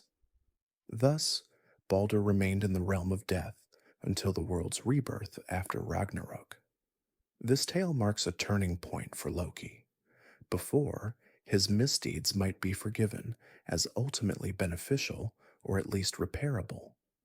Now he had struck at what the gods held most precious, and through deceit rather than open confrontation. While the Prose Edda offers no clear motive for this act, it suggests the growing alienation between Loki and the other gods. The final break comes at a feast described in the poem Lokasenna, Loki's flighting. Excluded from the gathering, Loki forces his way in and after killing a servant, proceeds to verbally attack each deity present. These insults, called flighting, a formalized exchange of verbal abuse, are not merely playful banter, but cutting accusations targeting each god's greatest shame or failure. To Odin, he recalls dishonorable uses of magic, to Freyr, cowardice, to Freyja, sexual impropriety, and so on through the assembled gods. The gods respond in kind, reminding Loki of his own misdeeds and peculiarities, but cannot match his verbal dexterity. Only when Thor returns and threatens physical violence does Loki finally depart. But the damage to his relationship with the gods is irreparable. They hunt him down, bind him with the entrails of his son Narfi, whom they transformed another son, Vali, into a wolf to kill, and place a venomous serpent above him to drip poison onto his face. Loki's faithful wife Sigyn stays by his side with a bowl to catch the venom, but when she must empty it, the poison falls on Loki's face, causing him to writhe in such agony that his convulsions create earthquakes. Thus bound, Loki will remain until Ragnarok, when his children Fenrir and Jormungandr will join him in the final battle against the gods. As your consciousness drifts toward dreams, consider the deeper significance of Loki's character in Norse mythology. As a trickster figure, he shares qualities with similar characters in other cultures. Coyote in Native American traditions, Anansi in African stories, Hermes in Greek myths, and others. These tricksters typically operate outside normal social constraints, using cleverness rather than strength, and often serve as catalysts for necessary change despite the disruption they cause. Loki embodies necessary chaos, the unpredictable forces that both threaten and renew cosmic order. In a cultural worldview that saw existence as a constant struggle between order and chaos, Loki represented the uncomfortable truth that some degree of chaos is necessary for growth and adaptation. Without challenge and change, even divine order becomes stagnant. His liminal nature, neither fully god nor giant, capable of changing gender and form, parent to both helpful and destructive offspring, makes him the perfect embodiment of transformation itself. In a practical sense, his cleverness provided solutions to problems that could not be solved through Thor's strength or Odin's wisdom alone. The magical treasures he helped obtain would serve the gods at Ragnarok, even as his monstrous children would oppose them.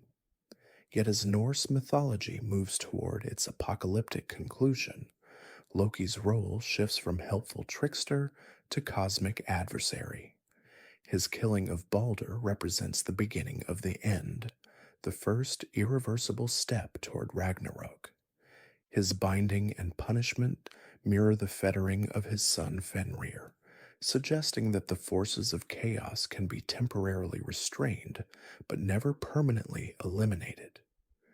When Ragnarok arrives, Loki will break free from his bonds and guide Surtur's fire giants to Asgard on a ship made from the fingernails and toenails of the dead.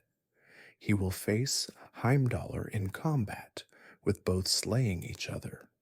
His children will devour Odin and mortally wound Thor before meeting their own ends. The cosmic order maintained by the gods will collapse, as perhaps it must for a new world to emerge. Yet even in this destruction, there is renewal. After Ragnarok, surviving gods will discover golden game pieces in the grass, the same ones their predecessors once used, suggesting that the cycle of creation, destruction, and rebirth continues. Balder will return from hell, embodying the hope that emerges after even the darkest catastrophe.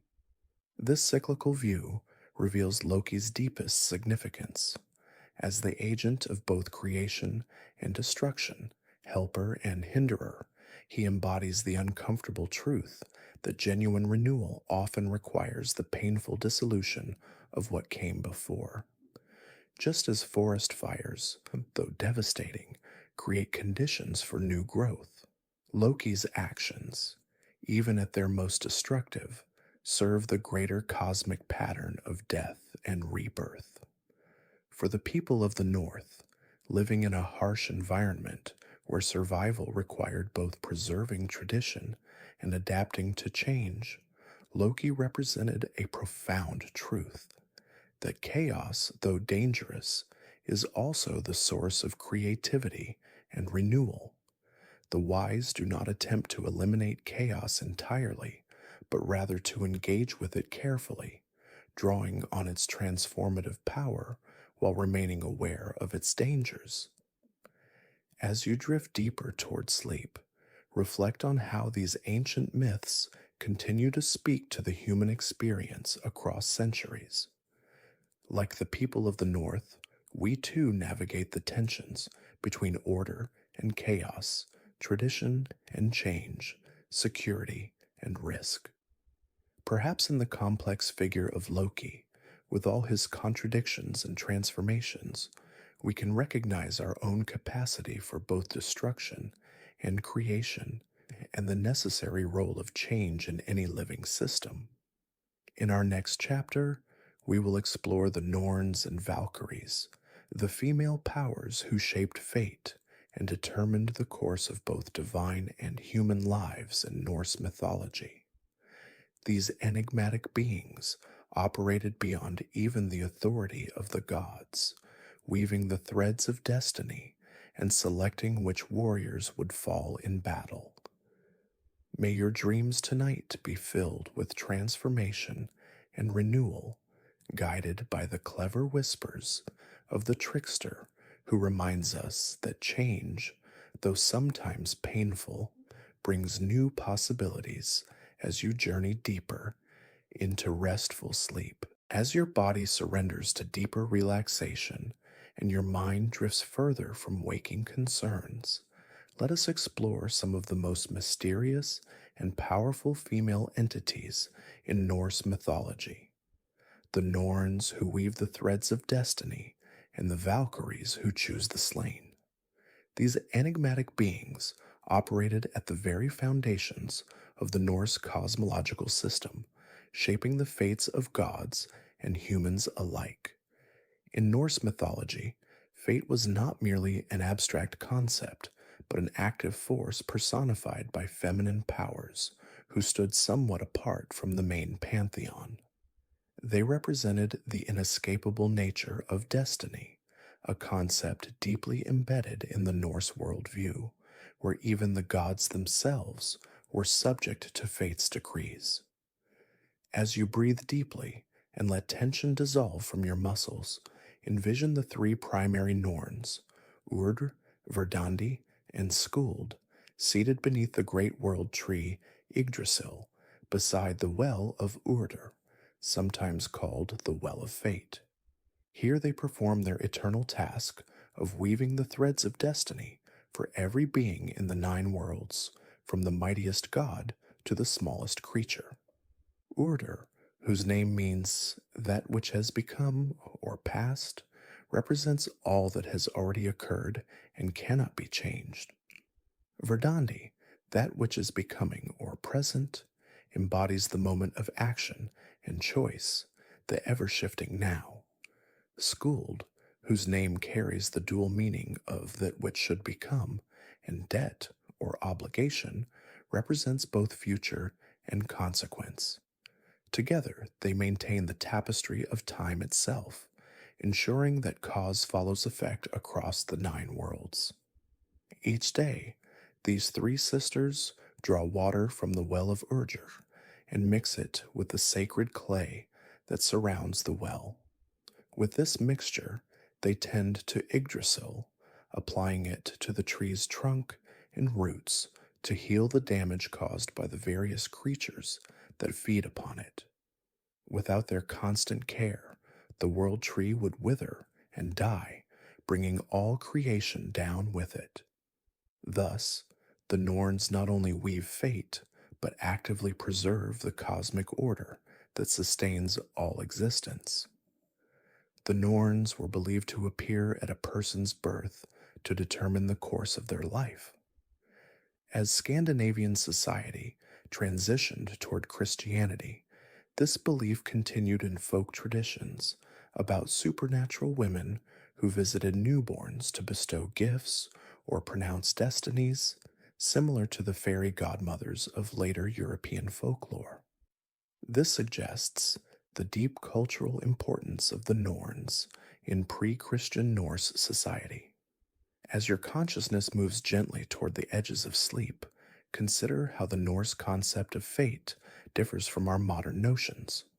For the Norse, Wyrd, the Old Norse cognate is Uar, like the first Norn, wasn't simply predestination, but a complex interweaving of past actions, present choices, and inescapable consequences.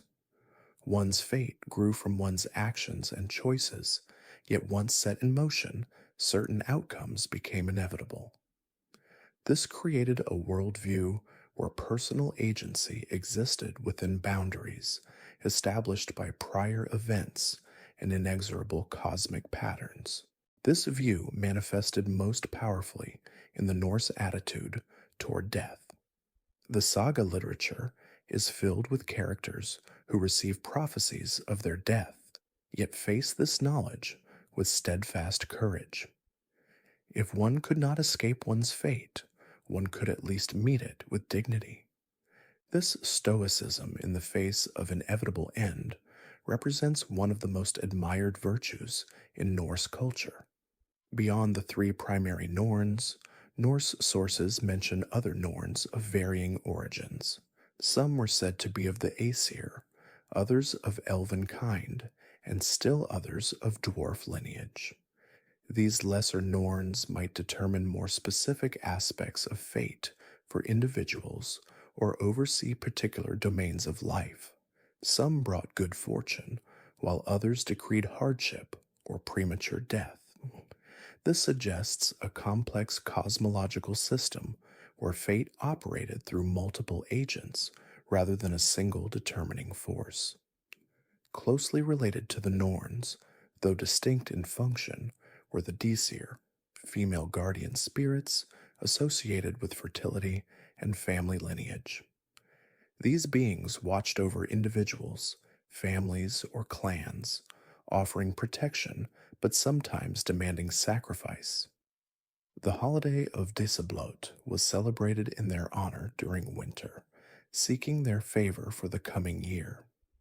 The complex relationship between the Aesir and the Norns remains somewhat obscure in surviving sources, but both represent feminine powers operating at the foundations of Norse cosmology. As your thoughts grow more distant and dreamlike, let us turn our attention to another group of powerful female entities in Norse mythology, the Valkyries.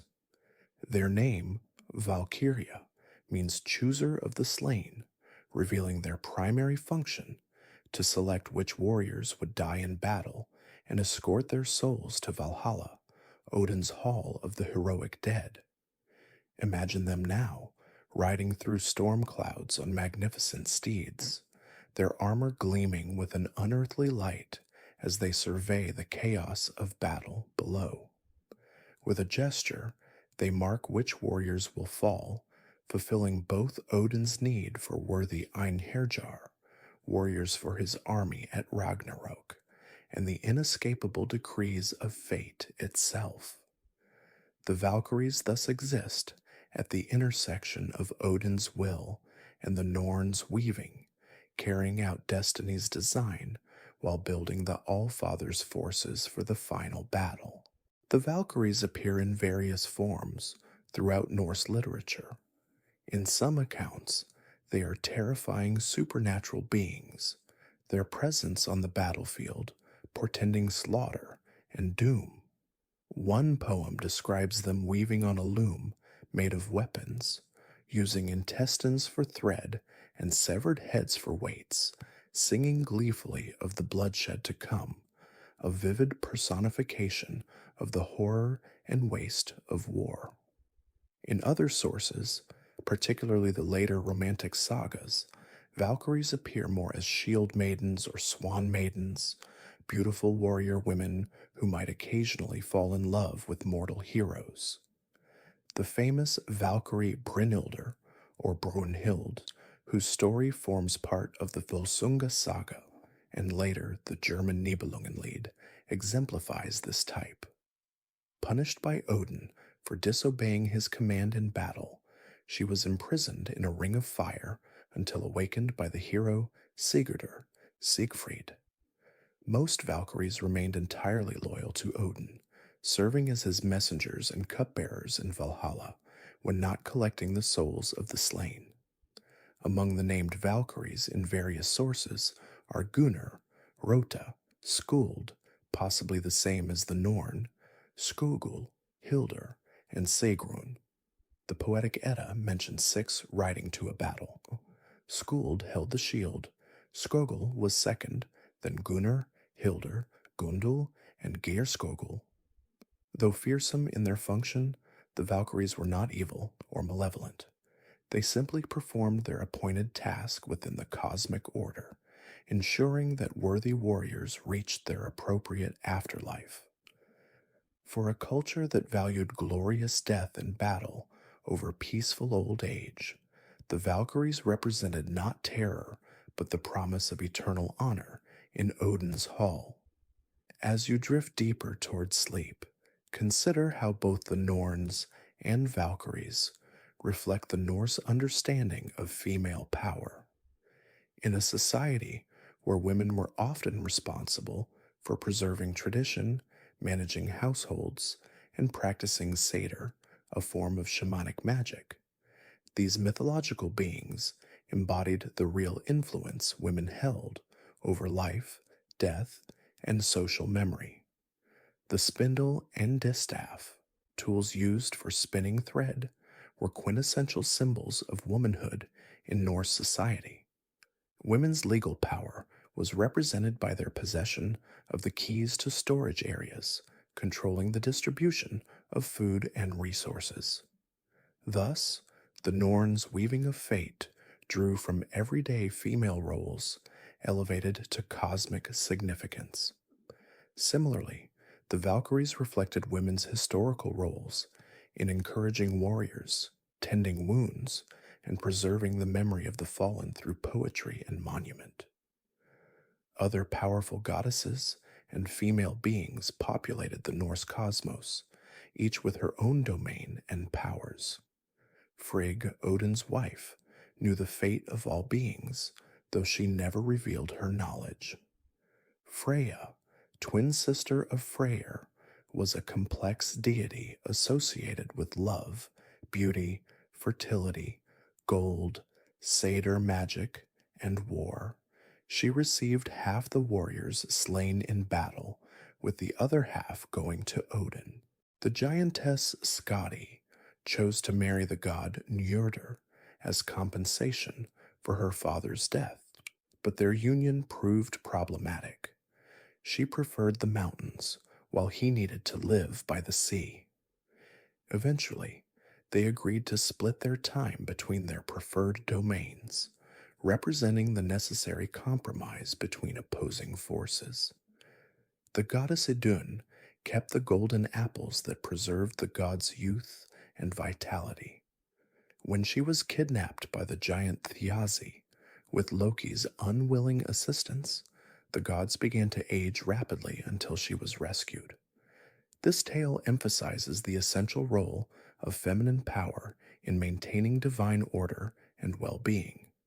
Sif, Thor's golden-haired wife, Sigyn, Loki's faithful spouse who caught the venom dripping onto his face during his punishment, Gefjon, who plowed the island of Zealand out of Sweden, and many others played important roles in various myths.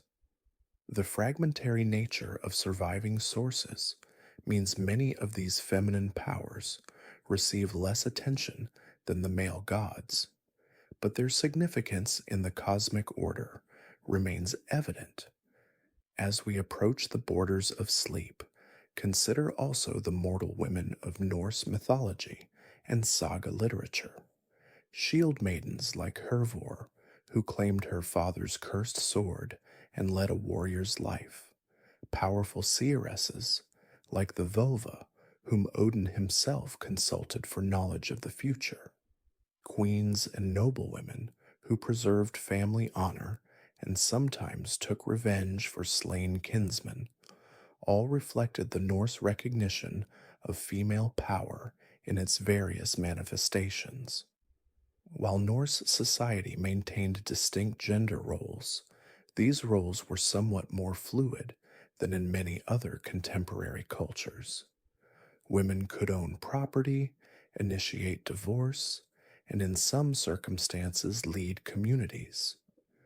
The mythological representations of feminine power in beings like the Norns, Valkyries, and goddesses both reflected and reinforced these social realities. The Norns and Valkyries remind us that in the Norse worldview, feminine power operated at the very foundations of existence. These beings were not subordinate to the gods, but worked alongside them, sometimes constraining even divine will. The Norns weaving bound even Odin, greatest of the Aesir, while the Valkyries carried out his commands, but ultimately served fate's larger design. This acknowledgement of feminine power at the cosmic level speaks to a culture that, despite its warrior ethos and patriarchal structure, recognized the essential contribution of female wisdom, work, and influence to the social order. The spinner of thread, the keeper of keys, the preserver of memory, the seer of hidden things, all these traditional female roles found their cosmic counterparts in the mythology. As your consciousness merges with the peaceful realm of dreams, reflect on how these ancient conceptions of fate and feminine power might still resonate today. The Norse understood what modern psychology continues to rediscover, that our past shapes our present, that our choices matter but operate within constraints, and that accepting mortality with courage represents a profound form of wisdom. The Norns and Valkyries embodied the inexorable nature of time and death, yet within that inescapable framework, they also represented the possibility of meaning and purpose. A life bound by fate could still be lived gloriously. A death foreordained could still be met with dignity.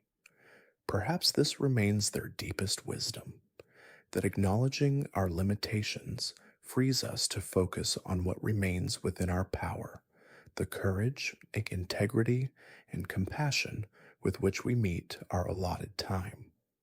In our next chapter, we will explore the legendary heroes of Norse mythology and saga literature, men and women whose stories embodied the highest values of Norse society and whose adventures continue to inspire us across the centuries. May the Norns weave pleasant dreams for your night's journey, and may you find in sleep the renewal that comes from surrendering to forces greater than ourselves as your consciousness drifts ever deeper into restful slumber. As your body settles into deeper comfort and your mind continues its gentle journey toward the peaceful realm of sleep, let us turn our attention to the legendary heroes of Norse mythology and saga literature. These extraordinary figures, both men and women, embodied the highest values of Norse society and undertook adventures that continue to captivate our imagination across the centuries. While gods and supernatural beings dominated the mythological narratives, it was often mortal heroes who captured the hearts and minds of the Norse people through the sagas, prose narratives describing the lives and adventures of notable individuals and families.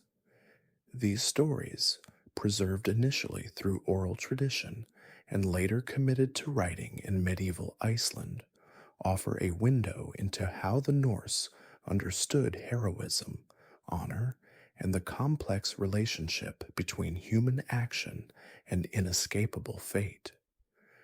As you breathe deeply and allow tension to dissolve from your body, imagine yourself in a longhouse during the depths of a northern winter.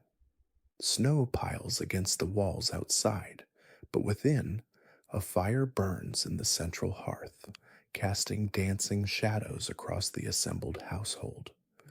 A skilled storyteller begins to recount the adventures of heroes from ages past, their triumphs and tragedies, their glorious deeds and inevitable ends.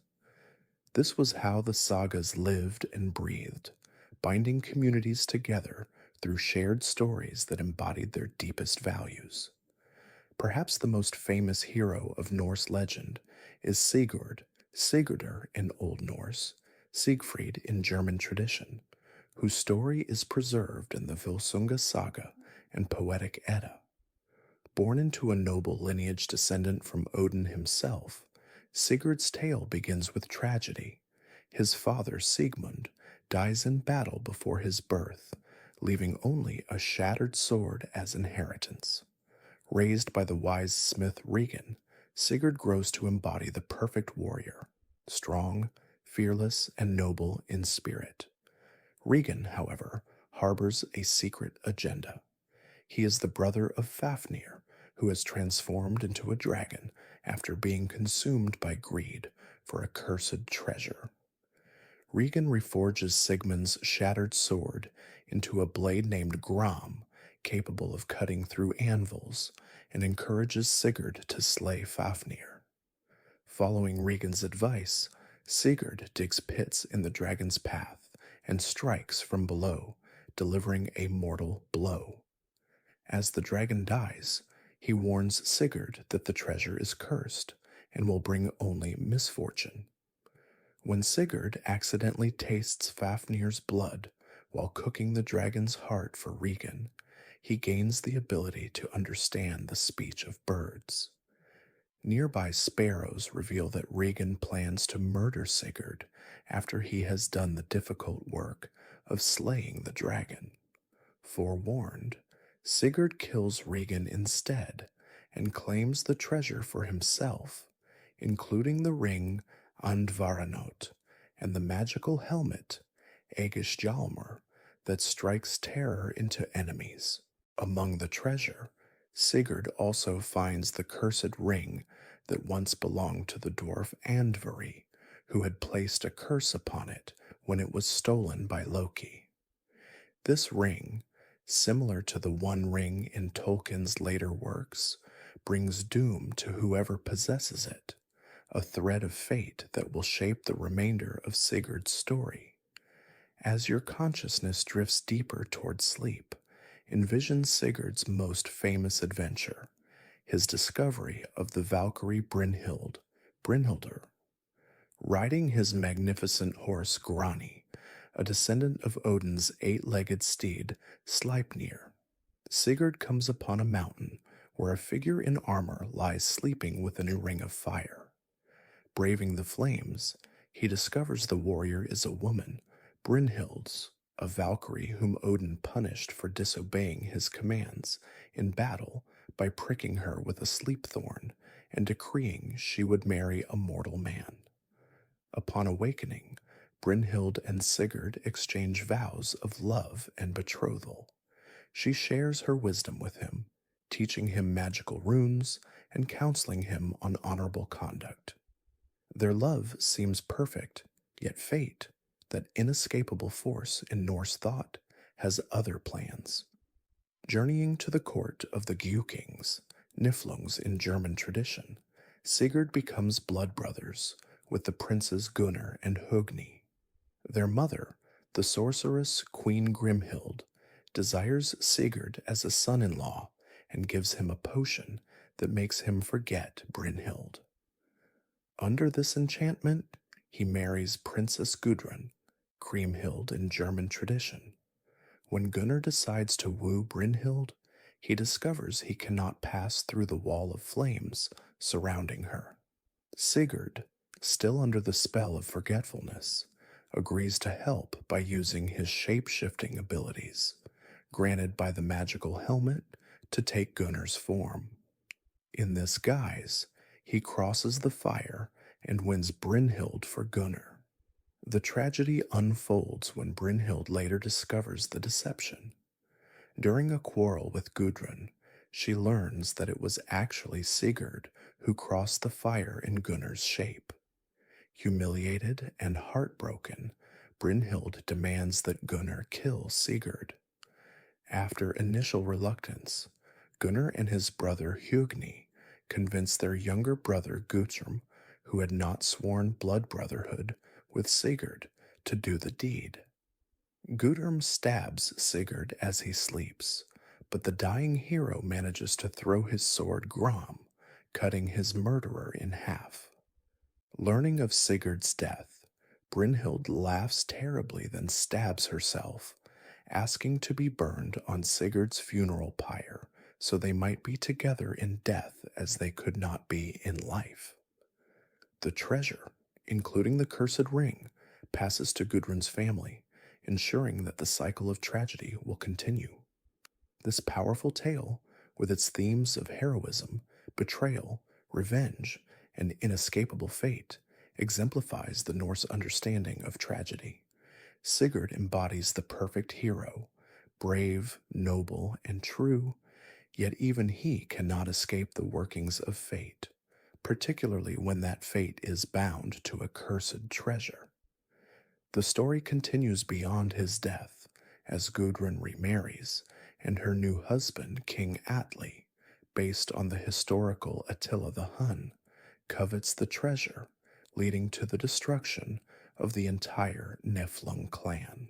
As your thoughts grow more distant and dreamlike, let us explore another legendary hero, Beowulf, whose tale survives in an Old English poem but clearly draws from Norse heroic traditions. Set in Scandinavia, among the Geats and Danes, the epic follows the mighty warrior Beowulf as he battles three increasingly difficult monsters: Grendel, who terrorizes King Hrothgar's hall, Grendel's mother seeking vengeance for her son, and finally, many years later, as an aged king, a treasure-guarding dragon. Beowulf embodies the ideal Germanic warrior king, physically powerful, unfailingly brave, loyal to his lord, and generous to his followers. His final battle with the dragon represents the perfect heroic death. Though he perishes, he dies protecting his people and securing treasure for them. Like Sigurd, Beowulf faces his fate with unflinching courage, knowing that a good name will outlive any man. The poem expresses this philosophy explicitly. For every man, death is better than a life of shame. This sentiment echoes throughout Norse heroic literature. The acceptance that while death is inevitable, how one faces it determines one's lasting reputation and worth. Among the most beloved figures in Norse saga literature are the heroes of the Icelandic family sagas, particularly Egil Skallagrimsson from Egil's Saga. Unlike the more mythological heroes like Sigurd, Egil was portrayed as a historical figure, likely based on a real person, living during the early settlement of Iceland. A complex character, Egil combined the talents of fearsome warrior, gifted poet, shrewd farmer, and stubborn individualist. Described as large, strong, and notably ugly with a protruding forehead, Egil displayed his difficult temperament from childhood, killing another boy at age 7 after losing a game. Throughout his long life, he engaged in feuds, battles, and occasional acts of shocking violence, yet also composed some of the most beautiful poetry attributed to the Viking Age, including Sonatorek, The Loss of Sons, a deeply moving lament written after the drowning of his favorite son. Egil's story illustrates the complex moral world of the sagas, where heroes could be deeply flawed, yet still command respect through their courage, talents, and adherence to the social code. His struggles with the Norwegian king Eric Bloodaxe and Queen Gunhild represent the Icelandic value of independence against tyrannical authority, while his poetry reveals the emotional depth beneath the stoic Norse exterior. Another type of hero appears in the legendary sagas, like Ragnar Lothbrok's saga. Ragnar, famous for his battles against Frankish and English kingdoms, and his extraordinary sons, including Ivar the Boneless, Bjorn Ironside, and Sigurd Snake in the Eye, represents the idealized Viking raider. Clever, fearless, and ambitious, he meets his end in a snake pit at the hands of King Aila of Northumbria, but not before prophesying that his sons will avenge him, a prophecy fulfilled when the great heathen army invades England. While historical evidence for Ragnar himself is limited, his legendary status grew to symbolize the Viking adventurer par excellence. His dying words in the saga, how the little pigs would grunt if they knew how the old boar suffers, calling his sons to vengeance, exemplify the Norse understanding of familial obligation and honorable revenge. As your body grows heavier and sleep draws nearer, let us turn our attention to the heroines of Norse literature, women who displayed courage and wisdom equal to the male heroes, though often expressed in different contexts. Among the most compelling is Gudrun Osvifsdottir from Laxdæla Saga, whose complex love life and eventual vengeance for the death of her beloved Kjartan forms the emotional core of this Icelandic family saga. Forced by family pressure to marry Boli rather than her true love Kjartan, Gudrun eventually goads her husband into killing Kjartan out of jealousy. When she later sees Boli's cloak stained with Kjartan's blood, she comments coldly, "A great breakfast you have had, Boli, and you are full fed." Later, after Boli himself is killed in revenge, Gudrun orchestrates the death of his killers, fulfilling the endless cycle of vengeance that characterizes many sagas. Heroic women in the Norse tradition also include shield maidens like Hervor, who claimed her father's cursed sword, Tyrfing from his grave mound, despite the warnings of his ghost. Determined to live as a warrior, rather than fulfill traditional female roles, Hervor exemplifies the Norse recognition that extraordinary women might sometimes cross gender boundaries, particularly if motivated by family obligation or exceptional personal qualities. The tragic heroine Brynhild, already mentioned in Sigurd's tale, stands as one of the most powerful female characters in Norse literature. A Valkyrie punished for disobeying Odin, she retains her fierce independence and warrior spirit, even after being forced into human marriage. When betrayed by Sigurd, albeit unintentionally, her pride demands vengeance, yet her love demands that she join him in death. This complex mixture of strength, pride, love, and tragedy makes her one of the most fascinating figures in the Northern heroic tradition. What unites these diverse heroic figures, men and women, historical and legendary, is their embodiment of Norse cultural values: courage in the face of inevitable death, loyalty to kin and sworn companions, the importance of honor and reputation, and the acceptance of fate while still striving to shape one's legacy through deeds and character. Unlike modern heroes, who often triumph over evil and live happily ever after, Norse heroes frequently meet tragic ends, yet achieve immortality through their lasting reputation, their good name that survives long after they have departed. As the Havamal, Words of the High One, expresses, cattle die, kinsmen die, you yourself will also die, but the word of praise will not perish for him who earns it well. This clear-eyed acceptance of mortality, coupled with concern for lasting reputation, shaped the Norse heroic ideal. The hero might not escape death, indeed, often walked knowingly toward it, but could transcend death through memory, reputation, and the stories told about their deeds. As you drift toward the threshold of sleep, consider how these ancient tales continue to resonate in our modern world. From Wagner's operatic Ring Cycle to Tolkien's Middle-earth, from Marvel's Thor to television series like Vikings, the Norse heroic tradition has profoundly influenced contemporary storytelling and our understanding of heroism itself. Perhaps what speaks most powerfully across the centuries is the Norse combination of fatalism and courage, the recognition that while much lies beyond our control, we can still choose how we face our challenges. In a world increasingly concerned with success and happy endings, these ancient stories remind us that how we conduct ourselves in the face of inevitable loss and limitation may be more important than whether we ultimately triumph. In our next chapter, we will explore the magical traditions of the Norse world, the runes, satyr, galder, and other forms of esoteric knowledge that connected the human realm with supernatural forces.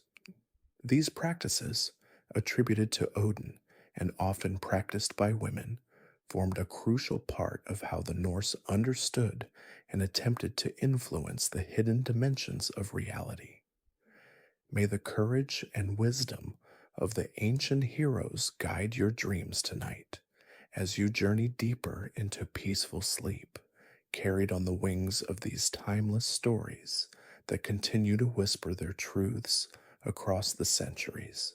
As your mind continues to release the concerns of waking life and your body settles into deeper relaxation, let us explore the mysterious world of Norse magic and esoteric traditions. The ancient Norse peoples inhabited a world they perceived as filled with hidden powers, where the boundaries between the physical and spiritual realms could be traversed by those with proper knowledge and skill. In this enchanted worldview, certain individuals possess the ability to interact with unseen forces through various magical practices, while the runic alphabet served as both a practical writing system and a tool for connecting with supernatural power. These mystical dimensions of Norse culture reveal a sophisticated understanding of the hidden patterns underlying existence and the potential for humans to influence these patterns through ritual and specialized knowledge. As you breathe deeply and allow tension to dissolve from your muscles, envision the most famous seeker of magical wisdom in Norse mythology, Odin himself. As we explored in an earlier chapter, the All-Father hung for 9 nights on the world tree Yggdrasil, wounded by his own spear, neither eating nor drinking, a self-sacrifice to gain the knowledge of the runes. This profound myth establishes magic as something requiring dedication, suffering, and personal transformation to master, setting the pattern for later Norse magical practitioners. The runes themselves represent perhaps the most recognizable aspect of Norse magical tradition. These angular letters, designed to be easily carved into wood, bone, or stone, served as the primary writing system in Germanic lands before the adoption of the Latin alphabet that accompanied Christianity. The older runic alphabet, known as the Elder Futhark, named for its first 6 letters, consisted of 24 symbols, while the later Viking Age employed the 16-character Younger Futhark, developed around the 9th century. Far more than mere letters, each rune embodied a concept or principle and could be used for divination, spellcasting, or invoking specific energies. The very word rune derives from the Old Norse term run, meaning secret or mystery, suggesting their connection to hidden knowledge. Archaeologists have discovered numerous runic inscriptions throughout the Norse world, ranging from simple ownership marks to complex magical formulas designed to protect, curse, or heal. One of the most common magical applications of runes was the creation of protective amulets. A famous example comes from Bergen, Norway, where archaeologists found a small wooden stick inscribed with runes that read, "I cut cure runes, I cut help runes, once against elves, twice against trolls, thrice against ogres." Such protective spells suggest a belief that the properly carved runes could defend against supernatural dangers.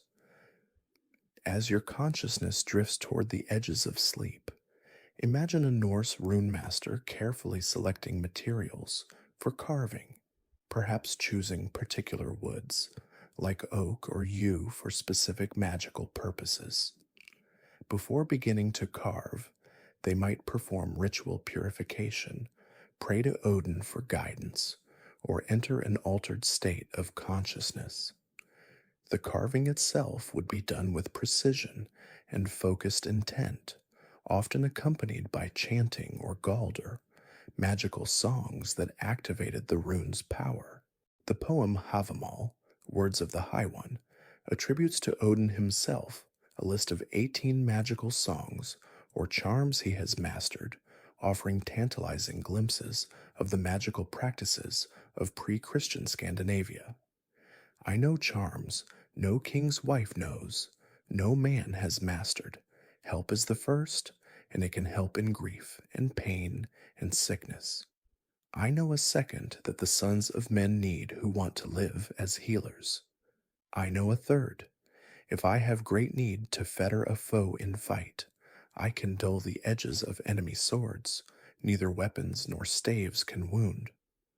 The list continues, describing songs for breaking chains, catching arrows in flight, turning aside hostile magic, extinguishing fires, reconciling enemies, protecting warriors, resurrecting the dead, winning a lover's affection, and influencing the weather. This remarkable passage suggests a complex system of verbal magic covering nearly every aspect of human existence, from healing to warfare, from love to protection against natural disasters. Beyond the runes and their associated galder, Norse magical tradition included several other distinct practices. Perhaps the most significant was Seder, a form of magic primarily, though not exclusively, practiced by women. Cider involved altered states of consciousness, prophecy, astral journeying, and the ability to influence minds, or even manipulate physical reality. The practitioners of cider, called Völva or Seidkona, were both respected and somewhat feared for their abilities to see the future, communicate with spirits, and potentially cause harm to enemies. The most detailed description of a cider ritual comes from the saga of Eric the Red, which describes a traveling seeress named Thorbjörg. Invited to a farm in Greenland during a time of hardship, she arrives wearing elaborate ritual clothing: a blue cloak fastened with straps, a necklace of glass beads, a hood of black lambskin lined with white catskin, calfskin gloves, and a special staff. After being served a special meal of animal hearts, she requests that someone sing the Vardlokur, a special song needed to call the spirits. Only one woman present knows this ancient chant, which she reluctantly performs. After the ritual, Thorbjörg prophesies the end of the famine and answers questions about individual fates. This account, while perhaps romanticized, reveals key elements of cider practice: specialized ritual clothing and tools, dietary preparations, the importance of specific songs to facilitate altered states, and the involvement of helping spirits in obtaining supernatural knowledge. Odin himself was said to practice cider, though some sources suggest this was considered somewhat inappropriate for a male, reflecting a gendered dimension to Norse magical practices. Loki once mocked Odin for practicing women's magic, suggesting that certain magical disciplines were seen as properly feminine or masculine. This gender transgression by Odin parallels his other boundary-crossing behaviors and emphasizes that pursuit of wisdom sometimes required breaking social norms. As your mind grows more peaceful and dreamlike, consider another type of Norse magic, the practice called utiseta, or sitting out. This involved spending the night alone in remote places, often at crossroads or burial mounds, to gain supernatural knowledge or power. Those who engaged in this practice sought direct contact with spirits, ancestors, or other supernatural beings, sometimes sitting on the hides of sacrificed animals to facilitate this communication. Various forms of divination were also practiced, including interpreting the patterns of thrown sticks, similar to casting runes, observing the behavior of sacred animals, or reading natural omens. The Norse concept of hamingja, or personal luck, could be read by those with the sight, allowing predictions about an individual's fate or chances of success in ventures like voyages or battles. Magical healing formed an important part of Norse esoteric practice and combined physical remedies with spiritual interventions.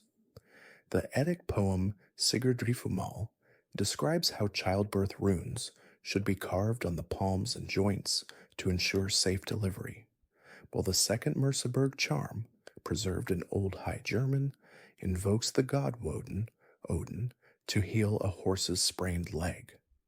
These sources suggest a holistic approach to healing that addressed both physical symptoms and spiritual causes. Among the most feared forms of Norse magic was the Nightstang or curse pole. When seeking to place a serious curse on an enemy, a practitioner would carve a horse's head or use an actual severed head, place it atop a pole facing toward the enemy's dwelling, and inscribe runic curses upon the pole. This dramatic ritual was believed to bring misfortune to the targeted individual and represented one of the more malevolent applications of Norse magical knowledge. Weather magic also appears in Norse sources, with practitioners claiming the ability to control winds, storms, and seas, a particularly valuable skill in a seafaring culture. One famous account tells of a Finnish sorcerer who sold favorable winds to sailors in the form of knotted ropes. Untying the first knot would release a gentle breeze, the second, a stronger wind, but the third would unleash a devastating storm. As your consciousness drifts deeper toward sleep, consider how these various magical practices reflected the Norse understanding of reality as a realm where physical and spiritual dimensions interpenetrated. Unlike modern materialism that tends to separate the physical from the metaphysical, the Norse worldview saw hidden connections and correspondences between all things: plants, animals, celestial bodies, colors, shapes, and sounds all participated in a complex web of meaning that the knowledgeable practitioner could influence. Crucial to this worldview was the concept of weird or fate, which we discussed earlier in connection with the Norns. While fate set certain boundaries around human action, magical practices represented attempts to navigate within those boundaries, to gain foreknowledge of what was to come, to attract positive outcomes within the range of possibilities, or to avoid harm when multiple paths lay open. Magic was not about defying fate, but working skillfully with its patterns. With the arrival of Christianity in the North, many magical practices were condemned as pagan superstition or even diabolical witchcraft. Laws were passed against satyr and other forms of magic, though some practices persisted in folk tradition, sometimes with Christian elements incorporated. For instance, runic inscriptions occasionally included Christian prayers, or invoked Christ and the saints, alongside older formulas, reflecting the cultural blending that occurred during the conversion period. Despite official condemnation, belief in magic remained strong throughout the medieval period and beyond. In Iceland, grimoires, magical textbooks, like the Galdrabok, preserved spells combining pagan elements with Christian prayers and demonology. Healers, seers, and those with second sight continued to be consulted well into the modern era, particularly in remote areas where official church oversight was limited. Archaeological evidence confirms the importance of magical practices in Norse society. Numerous amulets, ritual staffs, and objects inscribed with runic spells have been discovered throughout Scandinavia. The vulva graves, burials of women interred with distinctive staffs and other items associated with satyr practice, suggest that magical practitioners held special status and were accorded particular respect in death. As modern interest in Norse heritage has grown, many have turned to the runes and other aspects of Norse esoteric tradition as sources of spiritual insight and personal practice. While contemporary interpretations often differ significantly from historical forms, they reflect the continuing power of these ancient symbols and practices to speak to human needs for meaning, connection, and agency in an uncertain world. As we draw this chapter to a close, and you drift ever closer to the realm of dreams, consider the enduring human desire to understand the hidden dimensions of existence and to find ways of navigating life's uncertainties. The Norse magical traditions, with their emphasis on wisdom earned through sacrifice, specialized knowledge obtained through study and practice, and respect for the patterns of fate, offer a sophisticated approach to these perennial human concerns. In our next chapter, we will explore the entities that oppose the gods in Norse mythology: the giants, monsters, and chaotic forces that threatened the cosmic order. These beings, from the primordial giant Ymir to Loki's monstrous children, represented the untamed wilderness, natural disasters, and social disruption that the Norse saw as constant threats to their precarious existence. May your dreams tonight be touched by the ancient wisdom of the runes, bringing insight and renewal as you travel deeper into restful sleep, where perhaps the boundaries between worlds grow thin and the whispers of old knowledge might still be heard by those with ears to listen.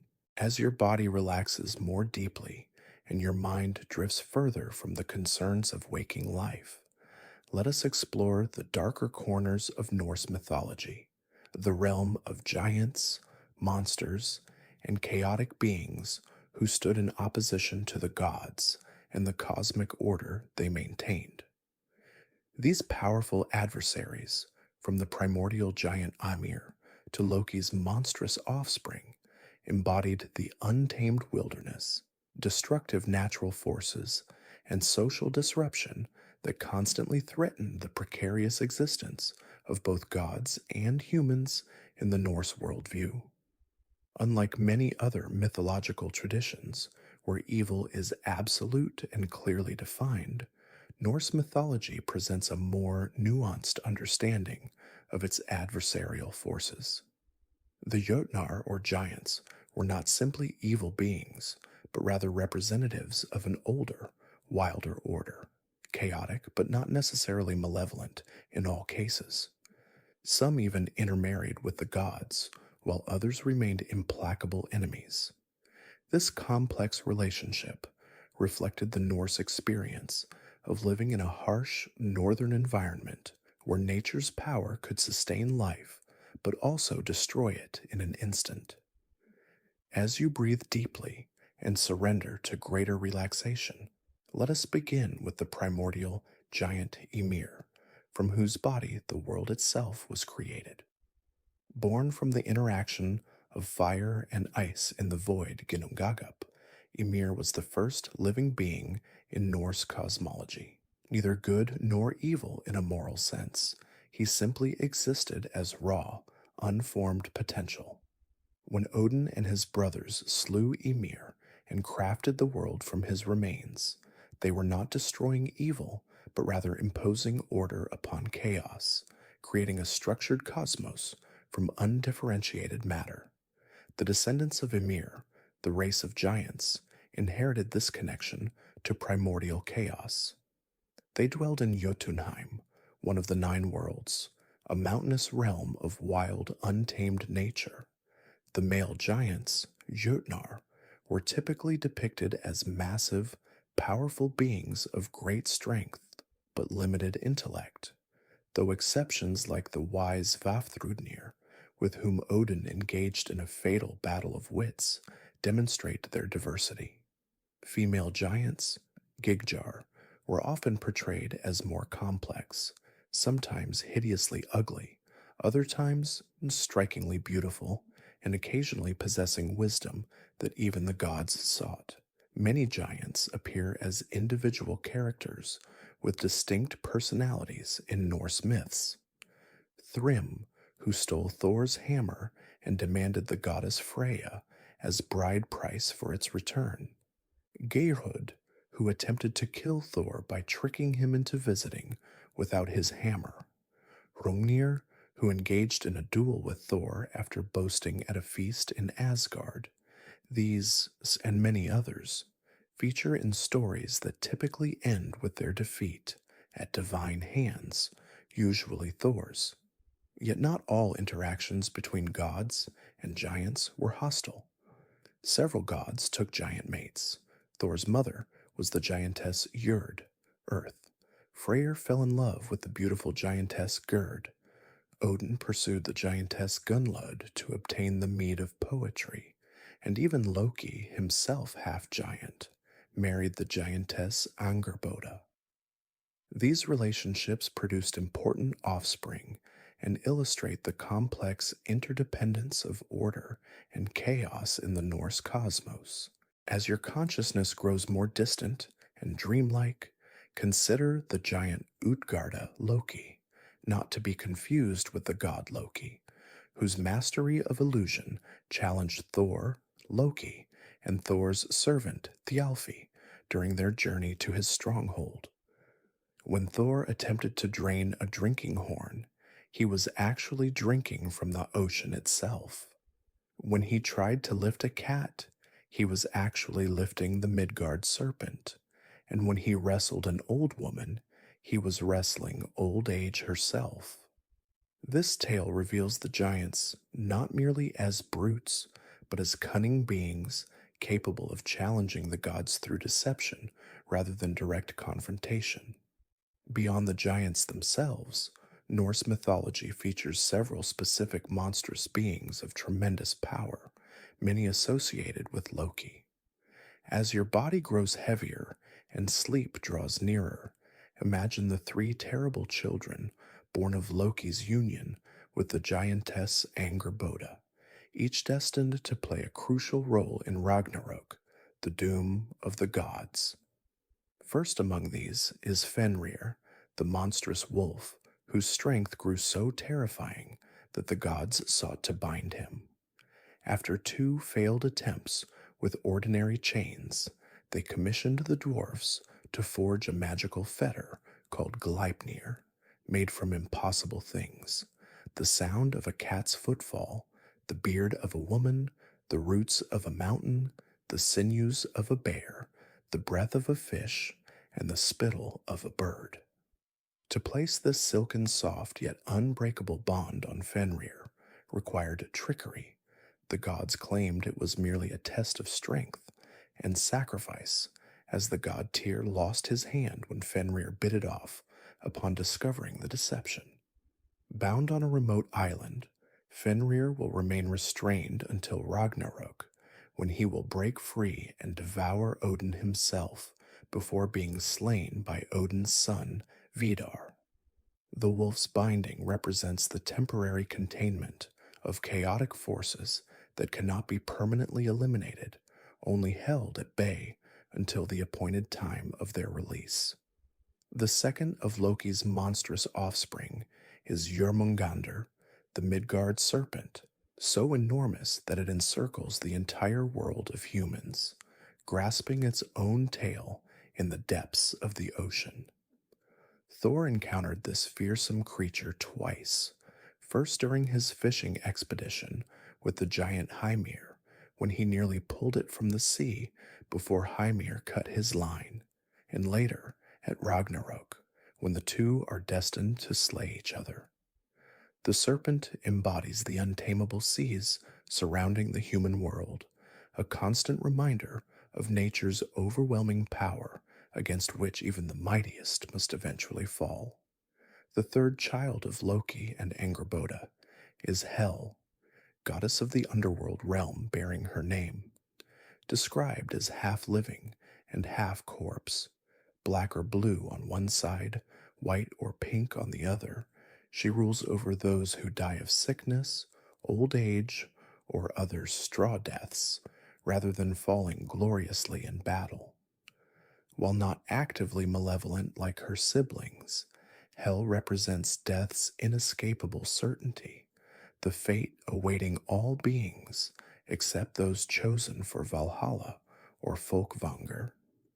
When the gods requested the release of Balder from her realm, she set conditions that could not be met, demonstrating that even divine will cannot overcome death's dominion.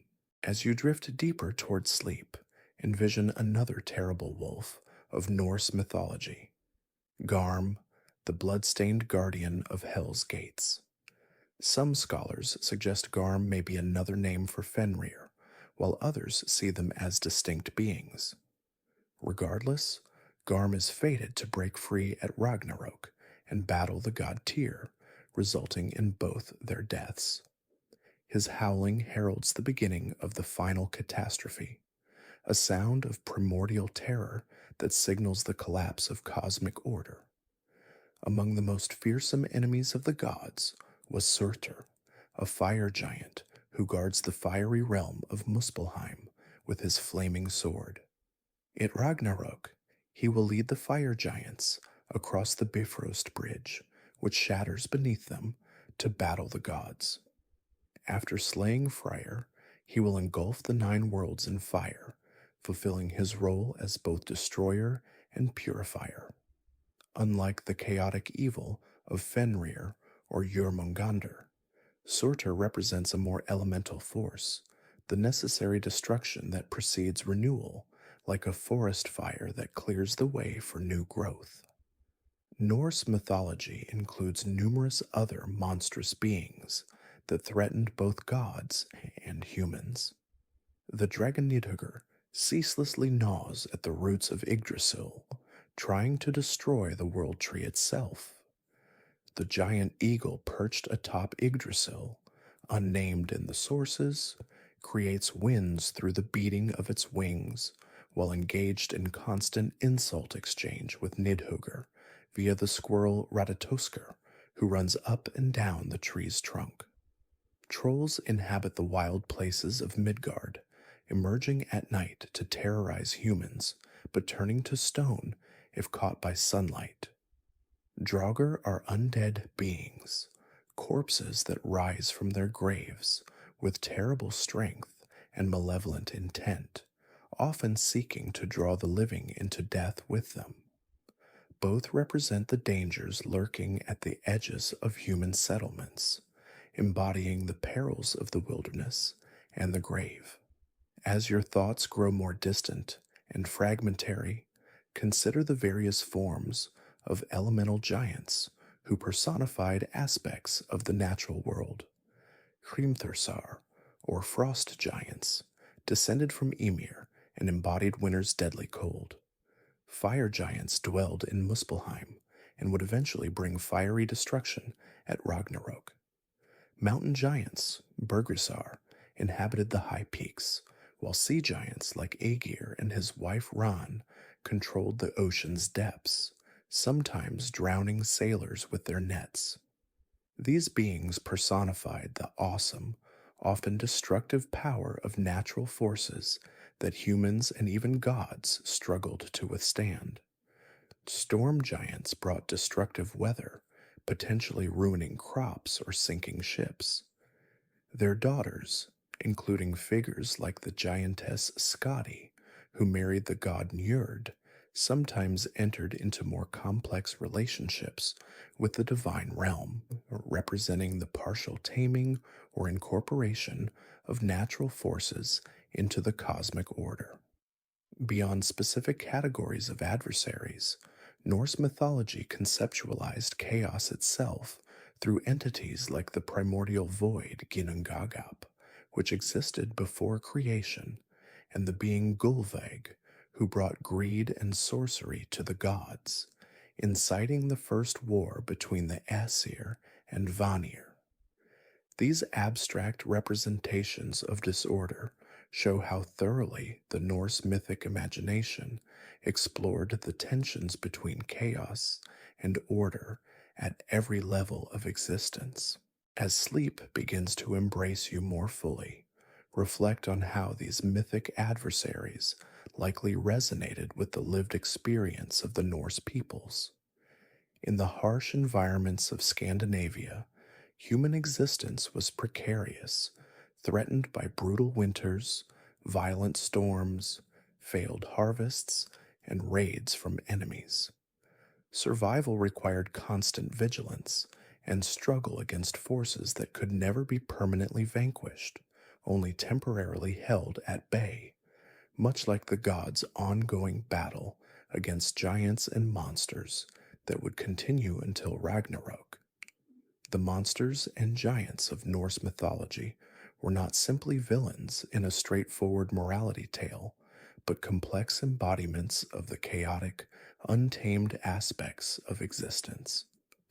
Their constant opposition to the gods created the dynamic tension necessary for the cosmos to function.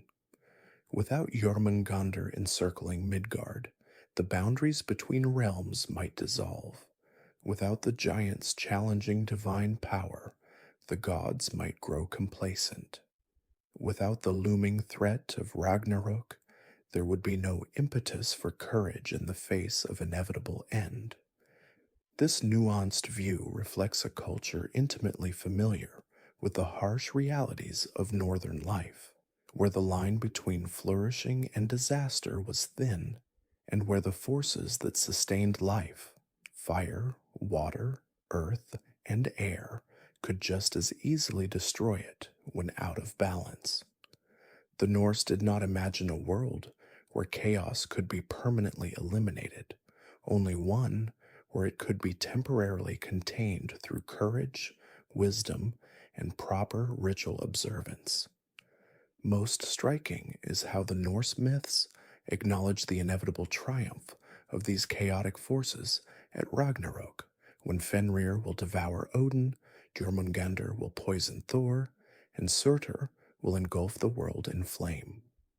Yet this is not the final word. The myths also foretell a renewed world arising from the ashes, with the children of the gods building a better order. This cyclical vision suggests that chaos, though destructive, also contains the seeds of renewal and rebirth. For the people of the North, living at the edge of the habitable world, these stories provided a framework for understanding their precarious existence and finding meaning in the struggle against forces that could never be fully conquered. The giants and monsters were not distant abstractions, but visceral representations of the dangers they faced daily: winter's killing cold, summer's crop-destroying storms, the unstable boundaries between wild and civilized spaces. In our modern world of climate control and technological buffers against nature's extremes, it can be difficult to fully appreciate the psychological impact of living in such constant proximity to natural threats. Yet perhaps the growing awareness of climate change and ecological instability makes these ancient myths newly relevant, reminding us that the forces of chaos cannot be permanently subdued, only respectfully engaged with through knowledge, preparation, and resilient community. In our final chapter, we will explore the culmination of the Norse mythic cycle, Ragnarok, the twilight of the gods, when the forces we have discussed in this chapter finally break their bonds and engage the gods in a catastrophic final battle that destroys the current world order. This apocalyptic vision, with its surprising notes of hope amid devastation, represents the Norse understanding of cosmic cycles of destruction and renewal.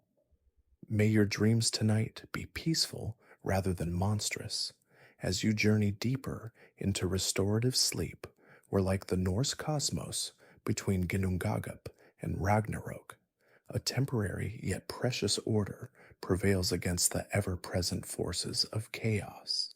As your consciousness drifts toward the peaceful borders of sleep, let us explore the final chapter in the great cycle of Norse mythology, Ragnarok, the doom of the powers, or twilight of the gods. This remarkable vision of cosmic destruction and subsequent renewal represents the culmination of the Norse mythic worldview, a clear-eyed acceptance of inevitable end paired with hope for regeneration beyond catastrophe. Unlike many mythological systems that envision an eternal, unchanging universe or a linear progression toward ultimate perfection, Norse mythology presents a cyclical cosmos where even the gods themselves are subject to birth, maturation, death, and rebirth. Ragnarok is not merely an apocalypse but a transition, the necessary destruction that precedes new creation, like the harsh northern winter that must be endured before spring's renewal. As you breathe deeply and allow your muscles to release their final tension, Envision how the Norse imagined this end would unfold, beginning with a series of dire portents and culminating in a final battle where gods and their cosmic enemies would destroy each other, enabling a fresh world to emerge from the ashes of the old. The prophecies of Ragnarok appear most completely in the Völuspá, or Prophecy of the Seeress, a powerful poem preserved in the Poetic Edda. In this work, a Völva or seeress recounts a vision of both the creation and destruction of the world, addressing Odin himself with her terrible knowledge. The gods, knowing their fate through prophecy and Odin's wisdom, do not attempt to escape it, but prepare to meet it with courage, a reflection of Norse cultural values that prized facing inevitable end with dignity rather than avoiding it through desperate measures. The first signs of the coming doom will be moral rather than physical. The Völuspá describes an axe age, sword age, shields are cloven, wind age, wolf age, before the world crumbles.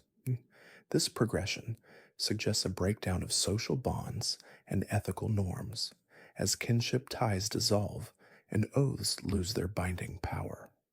Brothers will fight one another, and incest will become common, violations of the social fabric that mirror the coming cosmic disintegration.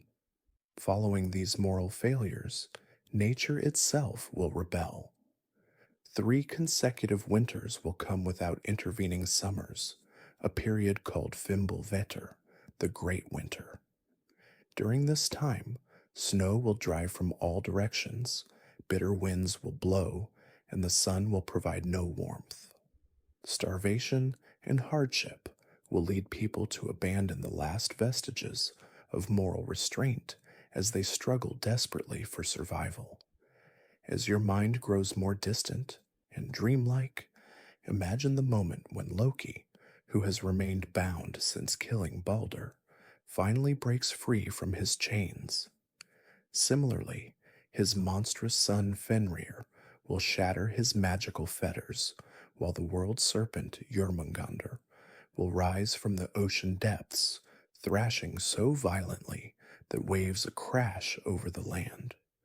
The giant Hrym will sail from the east in a ship made from the untrimmed nails of the dead, bringing the frost giants to battle, while Surtur leads the fire giants from the south, his flaming sword brighter than the sun.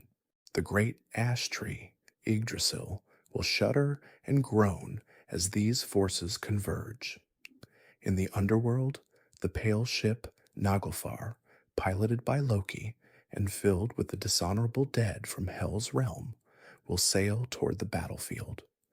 The sky itself will split open, allowing the fire giants to ride through, shattering the rainbow bridge Bifrost beneath them as they advance toward Asgard. Heimdall, the ever-vigilant guardian of the gods, will see these approaching forces and blow his horn Gjallarhorn with such force that it will be heard throughout all 9 worlds. This clarion call announces the beginning of the final battle and summons the gods and Einherjar, heroes chosen by Odin for Valhalla, to their positions. Odin will consult the severed head of Mimir for final guidance, then mount his 8-legged horse, Sleipnir, and lead the gods and Einherjar to Vigrid Plain, where the decisive battle will take place. This vast field, extending 120 leagues in each direction, according to the Prose Edda, will accommodate the countless combatants in this cosmic final stand. As your body grows heavier and sleep draws nearer, envision the terrible confrontations that will unfold on that battlefield, where each god will face a destined adversary. Odin will fight the monstrous wolf Fenrir, but will be swallowed whole despite his power and wisdom. His son Vidar will immediately avenge him, placing 1 foot on the wolf's lower jaw, wearing a special shoe collected throughout time, made from the scraps of leather that people have cut from their shoes at the toe and heel, and grasping the upper jaw with his hand. With his incredible strength, he will tear Fenrir apart, fulfilling his role as the silent god of vengeance. Thor, mighty defender of gods and humans, will confront his ancient enemy, the Midgard serpent Jormungandr. Although he will succeed in killing the serpent with his hammer Mjolnir, he will then take only 9 steps before falling dead from the venom it spewed upon him. Freyr, having given away his magical sword to win the giantess Gerdur long ago, will face Surtur with an inferior weapon and be slain by the fire giant. The trickster Loki and the watchman Heimdall, ancient enemies, will find and kill each other. Tyr will fight the monstrous hound Garm, resulting in both their deaths. The battle will rage until most participants from both sides have perished, fulfilling the terrible symmetry of cosmic destruction where forces of order and chaos annihilate each other. Once the combatants have fallen, Surtur will fulfill his ultimate purpose, casting fire over the entire world. The flames will consume everything: Asgard and Midgard, mountains and seas, gods and giants, humans and animals. The stars will disappear from the sky, and the sun will turn black before being swallowed by the wolf school. The moon will meet a similar fate at the jaws of the wolf Hati. The 9 worlds will burn until nothing remains but smoke, ash, and steam as fire meets water. Yet this is not the final word in Norse mythology. As your consciousness merges with the peaceful realm of dreams, consider the remarkable hope embedded within this apocalyptic vision. After describing total destruction, the Völuspá continues with an account of renewal that suggests the Norse did not view Ragnarok as the absolute end, but rather as a transition to a new cosmic cycle. The poem describes the earth emerging once more from the sea, green and fertile. The surviving gods, Vidar and Vali, sons of Odin, Magni and Modi, sons of Thor, and Hoenir, will gather on Idavol, the plain where Asgard once stood. There they will find the golden game pieces, once used by the original gods, suggesting continuity between cosmic cycles despite apparent total destruction. Most significantly, Baldur and his brother Hödur will return from the realm of death, their ancient conflict resolved, representing the healing of old wounds and transcendence of previous cosmic patterns. The brothers will dwell in the halls once inhabited by their father Odin, suggesting both continuation and transformation of divine power. A new human pair, Lif, Life, and Lifthrasir, eager for life, will emerge from their hiding place in Hodmimus Holt, sometimes identified with Yggdrasil itself. Having survived the fire and flood by taking shelter within the World Tree, they will repopulate the earth with a new human race.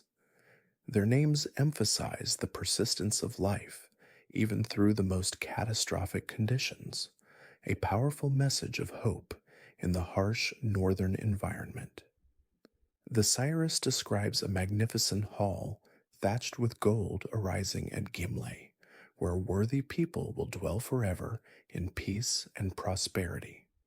A new sun, daughter of the old one, will shine upon this reborn world, continuing the celestial cycle despite her mother's destruction. These images of renewal suggest that while individual gods, humans, and even cosmic epochs may perish, the fundamental patterns of existence continue, allowing for regeneration after even the most complete destruction.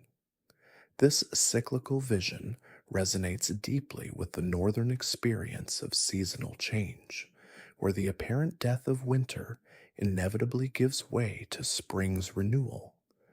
For people living in harsh environments, where survival was never guaranteed. The belief that regeneration follows destruction offered profound comfort, not a denial of life's brutality, but an affirmation that life's essential patterns continue despite temporary devastation. As sleep begins to embrace you more fully, consider how the Ragnarok myth compares to other apocalyptic traditions. Unlike the linear eschatology of Christianity, where a single end of days leads to eternal heaven or hell, the Norse vision suggests ongoing cycles of creation and destruction. Yet, unlike some Eastern cyclical cosmologies that emphasize unchanging repetition, Norse mythology implies that each cycle incorporates lessons from the previous one. Baldur's return represents healing of old wounds, not merely their repetition. This sophisticated understanding of cosmic patterns reflects a culture intimately attuned to cycles of scarcity and plenty, darkness and light, death and rebirth. The Norse lived with the constant awareness that their survival was precarious. Crops could fail, raids could destroy settlements, disease could devastate communities. Yet they also witnessed how life inevitably renewed itself after even the harshest winters or most devastating setbacks. Ragnarok also reflects Norse social values, particularly the emphasis on courage in the face of inevitable end. The gods know they cannot escape their fate, yet prepare for the final battle without despair or surrender. This mirrors the ideal Norse death, facing one's end with clear-eyed acceptance and dignity rather than futile attempts to avoid the unavoidable. Such courage before inevitable destruction was among the highest virtues in Norse culture, where a good death often mattered more than a long life. The myth contains practical wisdom as well. The detail about Vidar's special shoe, made from leather scraps that people have saved, suggests that even small, seemingly insignificant actions can contribute to cosmic renewal. Similarly, the golden game pieces found by the surviving gods imply that something of value always remains even after catastrophic loss, a message of hope for a people familiar with hardship and devastation. As we conclude our journey through Norse mythology, from the creation of the world, from Ymir's body to its destruction and rebirth after Ragnarok, we have explored a mythological system of remarkable sophistication and psychological depth. These stories provided the Norse peoples with explanations for natural phenomena, models for social behavior, comfort in the face of life's harshness, and meaning within a challenging existence. The enduring appeal of these myths lies partly in their unflinching acceptance of life's difficulties coupled with stubborn hope for renewal. Unlike mythologies that promise perfect divine justice or eternal bliss, Norse tales acknowledge that suffering is inevitable, gods themselves are flawed, and nothing lasts forever. Yet within this seemingly harsh worldview lies a profound affirmation of courage, honor, wisdom, and the continuation of life's essential patterns beyond individual mortality. As your consciousness fully surrenders to sleep, carry with you the Norse understanding that endings contain beginnings, that destruction holds the seeds of renewal, and that courage in facing inevitable challenges matters more than final victory. Like the golden game pieces discovered after Ragnarok, something essential always survives, even the most complete devastation, allowing life to renew itself in endless, ever-changing cycles. May your dreams tonight be peaceful rather than apocalyptic, and may you awaken refreshed to a world reborn through the simple miracle of morning, just as the Norse imagined their cosmos would regenerate after even the most complete destruction.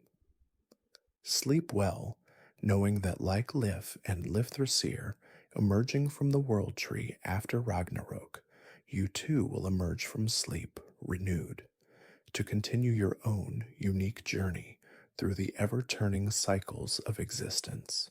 Now, as we complete our exploration of Viking myths and legends, may these ancient tales continue to whisper their wisdom as you drift into the deepest realms of restful sleep, where perhaps you might glimpse, like the seeress of the Völuspá, visions of worlds ending and beginning in the endless dance of cosmic renewal.